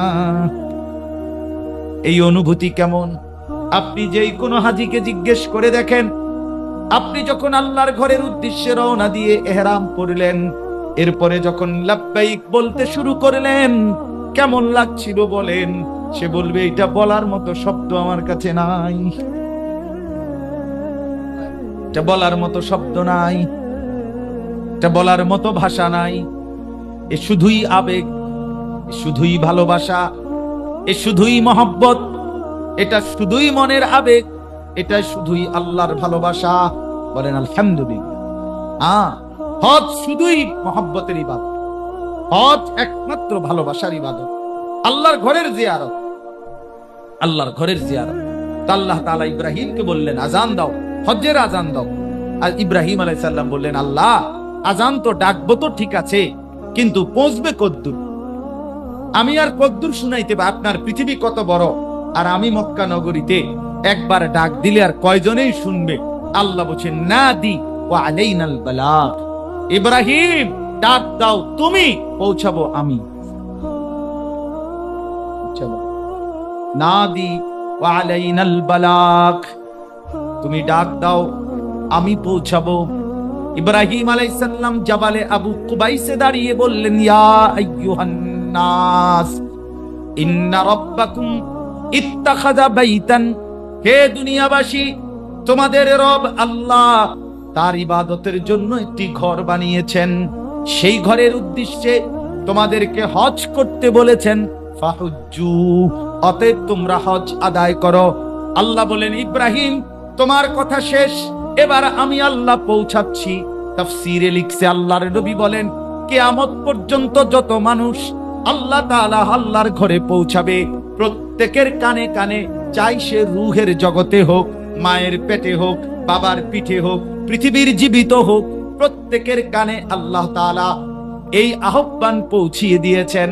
আর যারা যারা আল্লাহর ঘরে যাবে তাদের প্রত্যেকের জবান দিয়ে উচ্চারণ করেছেন লাব্বাইক আল্লাহুম্মা লাব্বাইক, লাব্বাইক লা শারীকা লাক লাব্বাইক, ইন্নাল হামদা ওয়ান নি'মাতা লাক ওয়াল মুলক লা শারীকা লাক। আল্লাহ যেন আমাদেরকে তৌফিক দান করে। আমার বাপ কেমনে বুঝবেন, কেমনে বললে বুঝবেন? মালিকের ঘর দেখলে কেমন মনে হয়, আল্লাহর ঘরের ওই কালো গিলাফ দেখলে কেমন লাগে। আল্লাহ বলছে লিয়াশহাদু মানাফিআ লাহুম, আল্লাহ বলে না বেটা, আল্লাহ নিজে বলতেছে না কেমন লাগে আল্লাহর ঘরে গেলে। আল্লাহ বলছে বলবো না, লিয়াশহাদু, আয়েশা দেখে যা, আও না বান্দা আও না, আইলে না দেখ, লিয়াশহাদু মানাফিআ লাহুম, তোমার জন্য কত কল্যাণ রেখেছি আমি, আয়েশা দেখো। আল্লাহর ঘর তাওয়াফ করলে কেমন, আয়েশা দেখো। কাবার কালো গিলাফ দেখলে কেমন, এসে দেখো। সাফা মারওয়ায় সাই করলে কেমন, এসে দেখো। মিনায় তাবুর মধ্যে কেমন লাগে, আয়েশা দেখো। আরাফার ময়দানে কাঁদতে কেমন লাগে, আয়েশা দেখো। মুজদালিফায় রাত কাটাইতে কেমন লাগে, আয়েশা দেখো। শয়তানকে পাথর মারতে কেমন লাগে, আয়েশা দেখো। এক কথা, লিয়াশহাদু, তারা যেন এসে দেয়, তারা যেন উপস্থিত হয়। এটা শব্দ দিয়া হবে না, দিল দিয়া হবে। কি দিয়া বুঝতে হবে? कराची हजरत रहमतुल्लाह अलैह बोलते हैं, कहां ये मेरी किस्मत के तवाफ तेरे घर का, मैं जागता हूं या रब या ख्वाब देखता हो। পাকিস্তান করাচির হযরত বলতেন আল্লাহর ঘরের সামনে দাঁড়িয়ে যখনই যেতেন আর বলতেন মাওলা এটা আমার কেমন কিসমত, আমি আপনার ঘরের সামনে দাঁড়িয়ে এখন তাওয়াফ করব। আমি বুঝতেছি না মাওলা আমি কি জেগে আছি নাকি স্বপ্ন দেখছি। স্বপ্ন দেখছি কি মনে করে? যার বয়স 30 বছর প্রিয় নবী সাল্লাল্লাহু আলাইহি সাল্লামের নাম এই পর্যন্ত কতবার শুনছেন? যার বয়স 60 বছর নবী সাল্লাল্লাহু আলাইহি সাল্লামের নাম এই পর্যন্ত কতবার শুনছেন? কত ওয়াজে, কত বয়ানে, কত নসিহতে নবীর নাম শুনছেন না? সেই নবীকে দেখবেন না, তার সামনে দাঁড়াবেন না। তো এটাও যদি দিলে না চায়, আপনার দিলে চাইলো কি? আপনার দিলটা আছে কি? আছেটা কি? রাসূলুল্লাহ সাল্লাল্লাহু আলাইহি সাল্লামের সামনে আমি যখন প্রথমবার, আলহামদুলিল্লাহ, আমি রাসূলুল্লাহ সাল্লাল্লাহু আলাইহি সাল্লামের রওজা মুবারক প্রথম যে বছর প্রথম দাঁড়াইছি, কসম আল্লাহ, আমি আমার দিল থেকে চোখের পানি ফিরে বলছি, ইয়া রাসূলুল্লাহ, আপনি সেই, তার কথা আমি সেই ছোট থেকে শুনছি, এতবার তার নাম নিছি জীবনে, আমার সেই প্রিয়জন আপনি এখানে। এটা এটা কেমন আবেগ, কেমন আবেগ। ইয়া খায়রা মান দুফিনাত বিল কা'i আযমুহু ফাতাবা মিন তিবিহিনাল কা'উ ওয়াল আকামু। এক গ্রাম্য বেদুইন, সাধারণ মুসলমান, নবীজির রওজার সামনে দাঁড়াইয়া এই শের করছিল। এই শের, ইয়া খায়রা মান দুফিনাত বিল কা'i আযমুহু, এই মাটির উপরে, এই মাটির তলদেশে যাকে দাফন করা হলো, হে আপনি কতটা সুউচ্চ সুমহান, আর আপনার পবিত্র স্পর্শে এই পাহাড় উপত্যকা, এই ভূমি সবকিছু পবিত্র হয়ে গেল।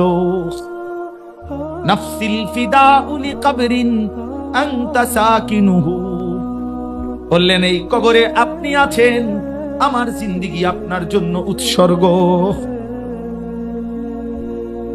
ফীহিল আফাফু ওয়া ফীহিল জুদু ওয়াল কারাম, আপনার মাঝেই হচ্ছে ক্ষমা, আপনার মাঝেই দয়া, আপনার মাঝেই সম্মান।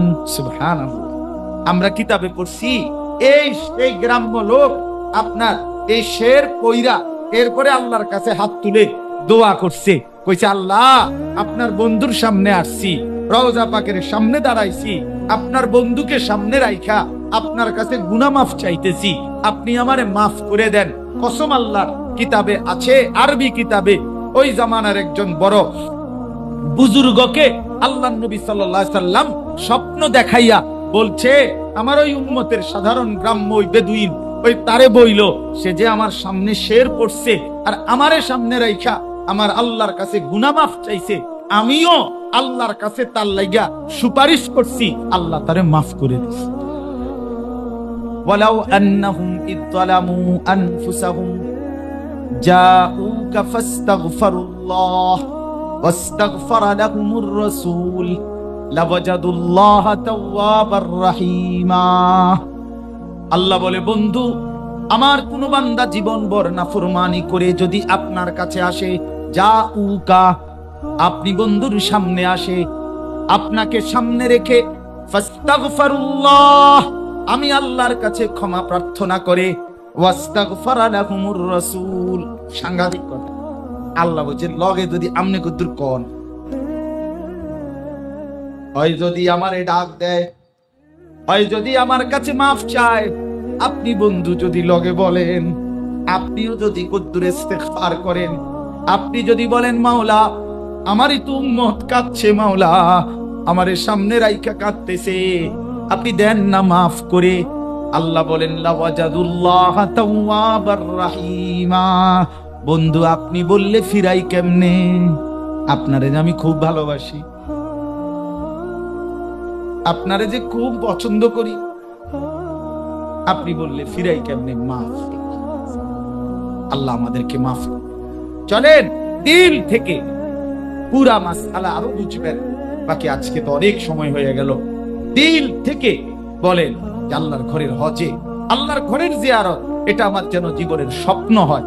এটা টাকার হিসাব না, আমি জামু, টাকা হইলে জামু, টাকা দিলে জামু, ফুদ বিদেশ পাঠাইয়া লই, মেয়ে বিয়ে দিয়া লই, বাইক বিল্ডিং শেষ করি না। বাপ মুমিন আশিক যে আল্লাহর মহব্বত, রাসূলের ভালোবাসায় তার জীবনের পরিচয় হলো সে স্বপ্ন দেখবে আমি আল্লাহর ঘর দেখব। কি দেখবো বলেন না? আমরা শুনছি কিতাবে, আগে কিতাবের মধ্যে লেখা আছে আল্লাহর বহু নেক বান্দা কানতে কানতে দোয়া করতেন, দুর্বল বান্দা, আল্লাহ হাজী সাহেব গুড়ের পোটলার মধ্যে কইরা কত পিঁপড়াও তো আপনার ঘরে পৌঁছে গেছে, আমি কি যাব না মাওলা, আমার একা নিবেন না আপনি, আমি না আপনারে সেজদা করি, আমি তো আপনারে ডাকি, আমারে দুর্বল বলে বুঝি আপনার কাছে নিবেন না। এমনি কইলে মালিক কেমনে সহ্য করবে? আল্লাহ কি বলবে? আরে কয় কি রে তে, আমারে কয় কি, আমার বান্দা বলে কি আমার? চলেন মহব্বতের সাথে এই হজ্জের মাসে আল্লাহর ঘর জিয়ারতের জন্য দোয়া করতে থাকি। ঠিক আছে না? ইনশাআল্লাহ সবাই যেখানেই হাজী সাহেব দেখবেন তার কাছে দোয়া চাইবেন। 5টা টাকা, 50টা টাকা, 100টা টাকা তারে হাদিয়া দিবেন, আর বলবেন হাজী সাহেব মনে থাকলে আমার নামটা লইয়া মাওলার ঘরে একটু বইলে আল্লাহ যেন আমারও নেয়।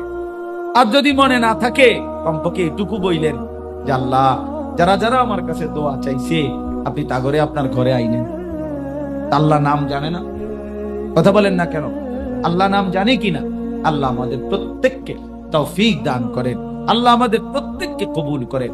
যুবক ছেলেরা ভাইয়া তোমরাও আরে দোস্ত কত কিছু দেখলা জীবনে, কত কিছু দেখলা, এই মোবাইলে কত রং কত রূপ দেখলা, কিন্তু আল্লাহর ঘর তো দেখো নাই। ওই কালো গিলাফ একবার দেখো, চোখ দিয়া দেখবা, কসম আল্লাহ দুনিয়ার সব দেখা ভুলে যাবা, মালিকের ঘরের দিকে অপলোক তাকায়েই থাকবে। ইনশাআল্লাহ আল্লাহ আমাদেরকে তৌফিক দান করেন, আল্লাহ আমাদেরকে কবুল করেন, আমাদের ইসলাহি মজলিসকে আল্লাহ তাআলা কবুল করেন। আমারও জুন মাসের 5 তারিখ হজ্জের ফ্লাইট, আল্লাহ যেন মালিকের ঘরে পৌঁছবার তৌফিক দান করেন। আমিও আপনাদের কাছে দোয়া চাই, আমিও আপনাদের জন্য দোয়া করি। আল্লাহ তাআলা আপনাদের প্রত্যেককে ছোট বড় মালিকের ঘর জিয়ারতের তৌফিক দান করে। মাদ্রাসার জন্য দোয়া করবেন।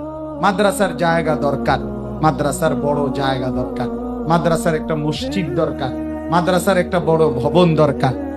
প্রতি বছর মনে হয় হজ উমরার যাত্রীরা যে হজে যায় তাদের প্রশিক্ষণ দরকার, 7 দিন 10 দিন তাদেরকে হাতে কলমে শেখানো দরকার, কিন্তু জায়গা নাই।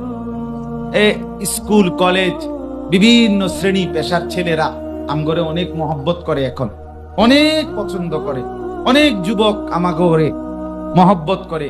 মন চায় এগরে মাঝে মাঝে বন্ধে 3 দিন 7 দিন 10 দিন কোরআন শরীফ সহি শুদ্ধ শিখাইবার জন্য কিছু ব্যবস্থা করি, কিন্তু আমার যে জায়গা নাই, আমার আসলে জায়গা ব্যবস্থা নাই। এইটুকু জায়গা, ওই পাশের জায়গা, এই সবটা মিলাইয়া যা কিছু ভাড়া নেওয়া হয়েছে এই সবটাই ভাড়া। এই ভাড়া জায়গা প্রায় 1 লক্ষ টাকার কাছাকাছি এখন ভাড়াই দিতে হয় মাসিক, প্রতি মাসে বাড়ি ভাড়া। এই পরেও প্রায় আলহামদুলিল্লাহ 435 জন ছাত্র এখন পড়ালেখা করে, 30 জন স্টাফ ছাত্র, আরে শিক্ষক কর্মচারী মিলে 30 জন, আরো 2 জন নিতে হবে, এই প্রায় 32 জন হবে। তো এতগুলো মানুষ এই জায়গাগুলো 3খানে নামাজ পড়ে, এখানেও নামাজ হয়, ওই পাশেও নামাজ হয়, নুরানি ছাত্ররা ওইখানে, নাজেরা হেফজ খানা ছেলেরা পড়ে ওই দিকে, নাজেরা হেফজ খানায় প্রায় 150 ছাত্র আলহামদুলিল্লাহ পড়তেছে, কিতাবখানায় 107 জন ছাত্র আছে, নুরানিতে প্রায় 250 ছাত্র আছে। তো এই জন্য আমাদের একটা বড় জায়গা দরকার, বড় একটা জায়গার স্বপ্ন খুব বেশি দেখতেছি। কিছুটা কথাবার্তা আগাইছি, কিছুটা বায়না করা হয়েছে, সব মিলাই আরো কিছু গুছানো বাকি রয়েছে। আপনাদের কাছে আমি দোয়া চাই, আপনারা দিল থেকে বলবেন, বলবেন কিনা? মালিককে বললেই হবে। আমার শায়েখ আল্লামা মুফতি মুশতাকুর নবী কাসেমি তিনি বলছেন, সব সময় বলে যে আমি একজনরে বলে রাখছি, আপনারাও একটু ওনার কাছে বইলেন, হ্যাঁ উনি যদি আমার দিকে তাকায় আমার সব ব্যবস্থা হয়ে যাবে। আমি একজনরে বলছি, একজনরে কি বলে একজনরে বলছি, আমরাও একজনরে বলছি, ওনারে বলতেছি, উনি যেহেতু দূর আগায় আসছে বাকিটাও হয়ে যাবে। আপনারাই খোঁজ নিবেন, কি জায়গা কিনছে, কদ্দুর কিনছে, কয় টাকা আপনি দিবেন, কেমনে দিবেন, আপনি খোঁজ নিয়ে, আপনার ভালোবাসায় আপনি খোঁজ নিয়ে, আমরা মাদ্রাসায় আপনি খোঁজ নিবেন, অফিসে খোঁজ নিবেন, আমার কাছে খোঁজ নিবেন, খোঁজ নিয়ে দিবেন, দেখবেন ইনশাআল্লাহ ভালোবাসার সব প্রতিষ্ঠান দ্বীনি কাজের সাথে আপনি সদকায়ে জারিয়া জুড়ে থাকবেন। কিয়ামতের দিন আপনিও নেকি, আপনার বংশধর এই মাদ্রাসার দানের উসিলায় দেখবেন নেকি জমবে, আমল নামার মধ্যে নেকি দেখা পাগল হয়ে যাবে যে করছে কি রে, আমার নামে এত নেকি। কারণ এত ছাত্র কোরআন পড়ে, এত ছাত্র আল্লাহর দ্বীন শিখে, আমারে যেই উস্তাদরা পড়াইছে আজকে তারা নেকি পাচ্ছে না, আমারে যেই মা বাপ পড়াইছে আমার সেই মা বাপ নেকি পাচ্ছে না, আমারে যেই মাদ্রাসায় আমি পড়ছি, যতগুলো মাদ্রাসা ওইখানে যত আল্লাহর বান্দারা দান করছিল, তো তারা কি আমার এই বলার দ্বারা যদি কোনো নেকি হয় তারা পাবে না? কথা বুঝেন নাই আপনি? এই জন্য মাদ্রাসার দান অনেক বেশি প্রশস্ত, অনেক বেশি কি প্রশস্ত, অনেক প্রশস্ত। মানে এইটা অনেক ছড়ানো, অনেক, এটা একদিনে শেষ হয় না, একদিনে শেষ হবে, এটা সিলসিলা। এখন আমি যেই মাদ্রাসাগুলোতে পড়ছি ওই মাদ্রাসার উস্তাদরা আমারে পড়াইছে, আমিও তো ছাত্র পড়াইছি, কথা বুঝছেন কিনা? আমিও তো পড়াইছি, তো এরা আবার সামনে আগাবে, এরাও সামনে আগাবে, এইভাবে এই মাদ্রাসার দান চলতেই থাকবে। এই জন্য আপনাদের কাছে আমার অনুরোধ রইল, অনেক বড় একটা স্বপ্ন নিয়ে একটা মসজিদ, একটা মাদ্রাসা, একটা ছোট্ট কবরস্থান, একটা ছোট্ট ঈদগাহ, নুরানি কিতাব বিভাগ, হেফজখানার শিক্ষক সকলের প্রশিক্ষণের জন্য আপনার বড় ভবন দরকার, ব্যবস্থাপনা দরকার। চতুর্দিকে অনেক মাদ্রাসার মুহতামিমরা, ওলামায়ে কেরাম আমগরে মহব্বত করে, আমগো কাছে আসা যাওয়া করে, উনাদের মাদ্রাসাগুলো একটু তদারকি করা, দেখাশোনা করা, এটাও আমাদের দায়িত্ব। এই কাজটাও দরকার, সব আমার কাম। আমার শায়েখ আল্লামা মুফতি মুশতাকুর নবী সাহেব বলে, মাওলানা সব আমরার কাম, সব করতে হবে। আমি এবছর হজে যাইতে চাই নাই, মূলত একটা কারণে। হুজুরে আমারে বলতেছে, মাওলানা এই 70-80 জন হাজি আপনার সাথে যাবে, এগরে যে আপনি একটু রাহবারি করবেন, এটারও একটা কাজ মনে করেন, খেদমত মনে করেন, তাইলে শান্তি পাইবেন। আমি বললাম ঠিক আছে, মনে করলাম যাম। এবার ইতিকাফের সময় রাত্রে, এবার রমজানের শেষ দশকে ইতিকাফের মধ্যে একদিন রাতের 1টা বাজে আমারে হুজুরের কাছে ডাইকা দিছে। ডাইকা নিয়ে হঠাৎ বসছি, মাওলানা আমার দিল চাইতেছে আপনি প্রত্যেক বছর 40টা দিন আল্লাহর রাস্তায় তাবলীগের সফরে একটা চিল্লা দেন, আপনার দ্বারাও অনেক আল্লাহর বান্দা হয়তো উপকৃত হবে, আপনি সওয়াব পাইবেন, আপনারও লাভ হবে। আমি বললাম আপনি বলছেন নি হুজুর? কহা আমি বলতেছি, আমার মন চাইতেছে এখন। আমি বললাম রমজান মাস, শেষ দশক, সবে কদরের এই সম্ভাবনাময় সময়গুলোতে রাত গভীরে আপনি বলছেন, আমি রাজি। এবছর আমি হজ্জের থেকে আইসা আবার 15-20 দিন পরে আবার 40 দিনের জন্য এক চিল্লার সফরও বের হবো ইনশাআল্লাহ। ইতিমধ্যে তারিখও করে ফেলছি। মাকসুদ ভাই যাবেন কিনা থেকে জুলাই মাসের 25 তারিখ ইনশাআল্লাহ, জুলাই মাসের 8 তারিখ ফিরতি ফ্লাইট, এরপরে 14-15 দিন পরে আবার আল্লাহর রাস্তায়। সব আল্লাহর জন্য, সব আল্লাহর জন্য, আমি আমার মালিকের জন্য। আল্লাহ আমাদের সবাইকে কবুল করেন। আমাদের এই মাদ্রাসার জন্য দোয়া করবেন তো ইনশাআল্লাহ, মাদ্রাসার জায়গার জন্য দোয়া করবেন ইনশাআল্লাহ, সবাই মিলে। আজকে সব সময় যেহেতু 2টা মিনিট মাসিক ইসলাহি মজলিসে আপনারা প্রত্যেকেই সহযোগিতা করেন, দান করেন। আমার শায়েখ আল্লামা মুফতি মুশতাকুর নবী সাহেব হুজুরের এটা আদেশ আমার উপরে যে মাওলানা এটা বন্ধ করবেন না, মুসলমান আল্লাহর বান্দারা একটু একটু দিবে, এইটাই আপনাদের সহযোগিতায়, এই সবটা মিলাইয়া সবটা আয়োজনে আপনারা সওয়াব পাবেন। এই জন্য 2টা মিনিট পকেটে হাত দেন, প্রত্যেকেই যার যার তৌফিক মতে আপনার ভালোবাসার দান, মহব্বতের দান আপনি এখানে দেন, আল্লাহ আপনাদেরকে বরকত দিবে। ছেলেরা তোমার কাছে থাকলেও দাও ভাইয়া, মোবাইলের এমবি থেকে 10টা টাকা দাও, ভালো, 5টা টাকাই দাও,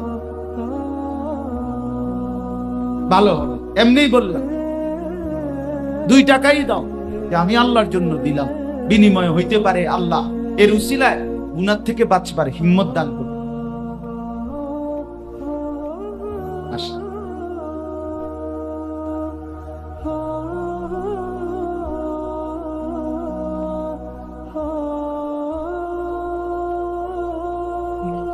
আল্লাহ শিফা, লাইফ সাপোর্ট, আল্লাহ আল্লাহ সুস্থ,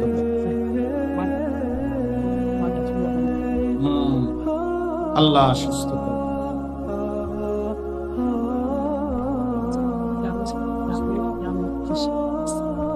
সাবিক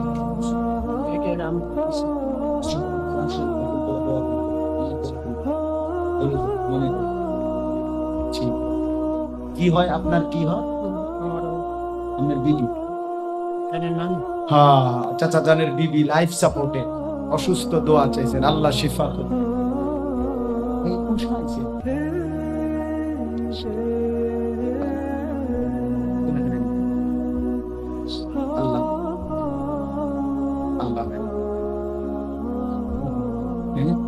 এই মোনাজাত আল্লাহ কবুল করেন, আল্লাহ মেহেরবানি করেন। জাফরি ভাই এগুলো নেন, আল্লাহ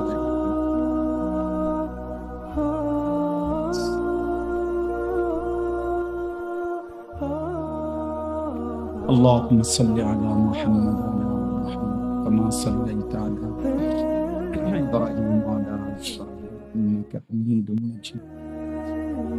الحمد لله رب العالمين. اللهم انت السلام ومنك السلام، تباركت يا ذا الجلال والاكرام.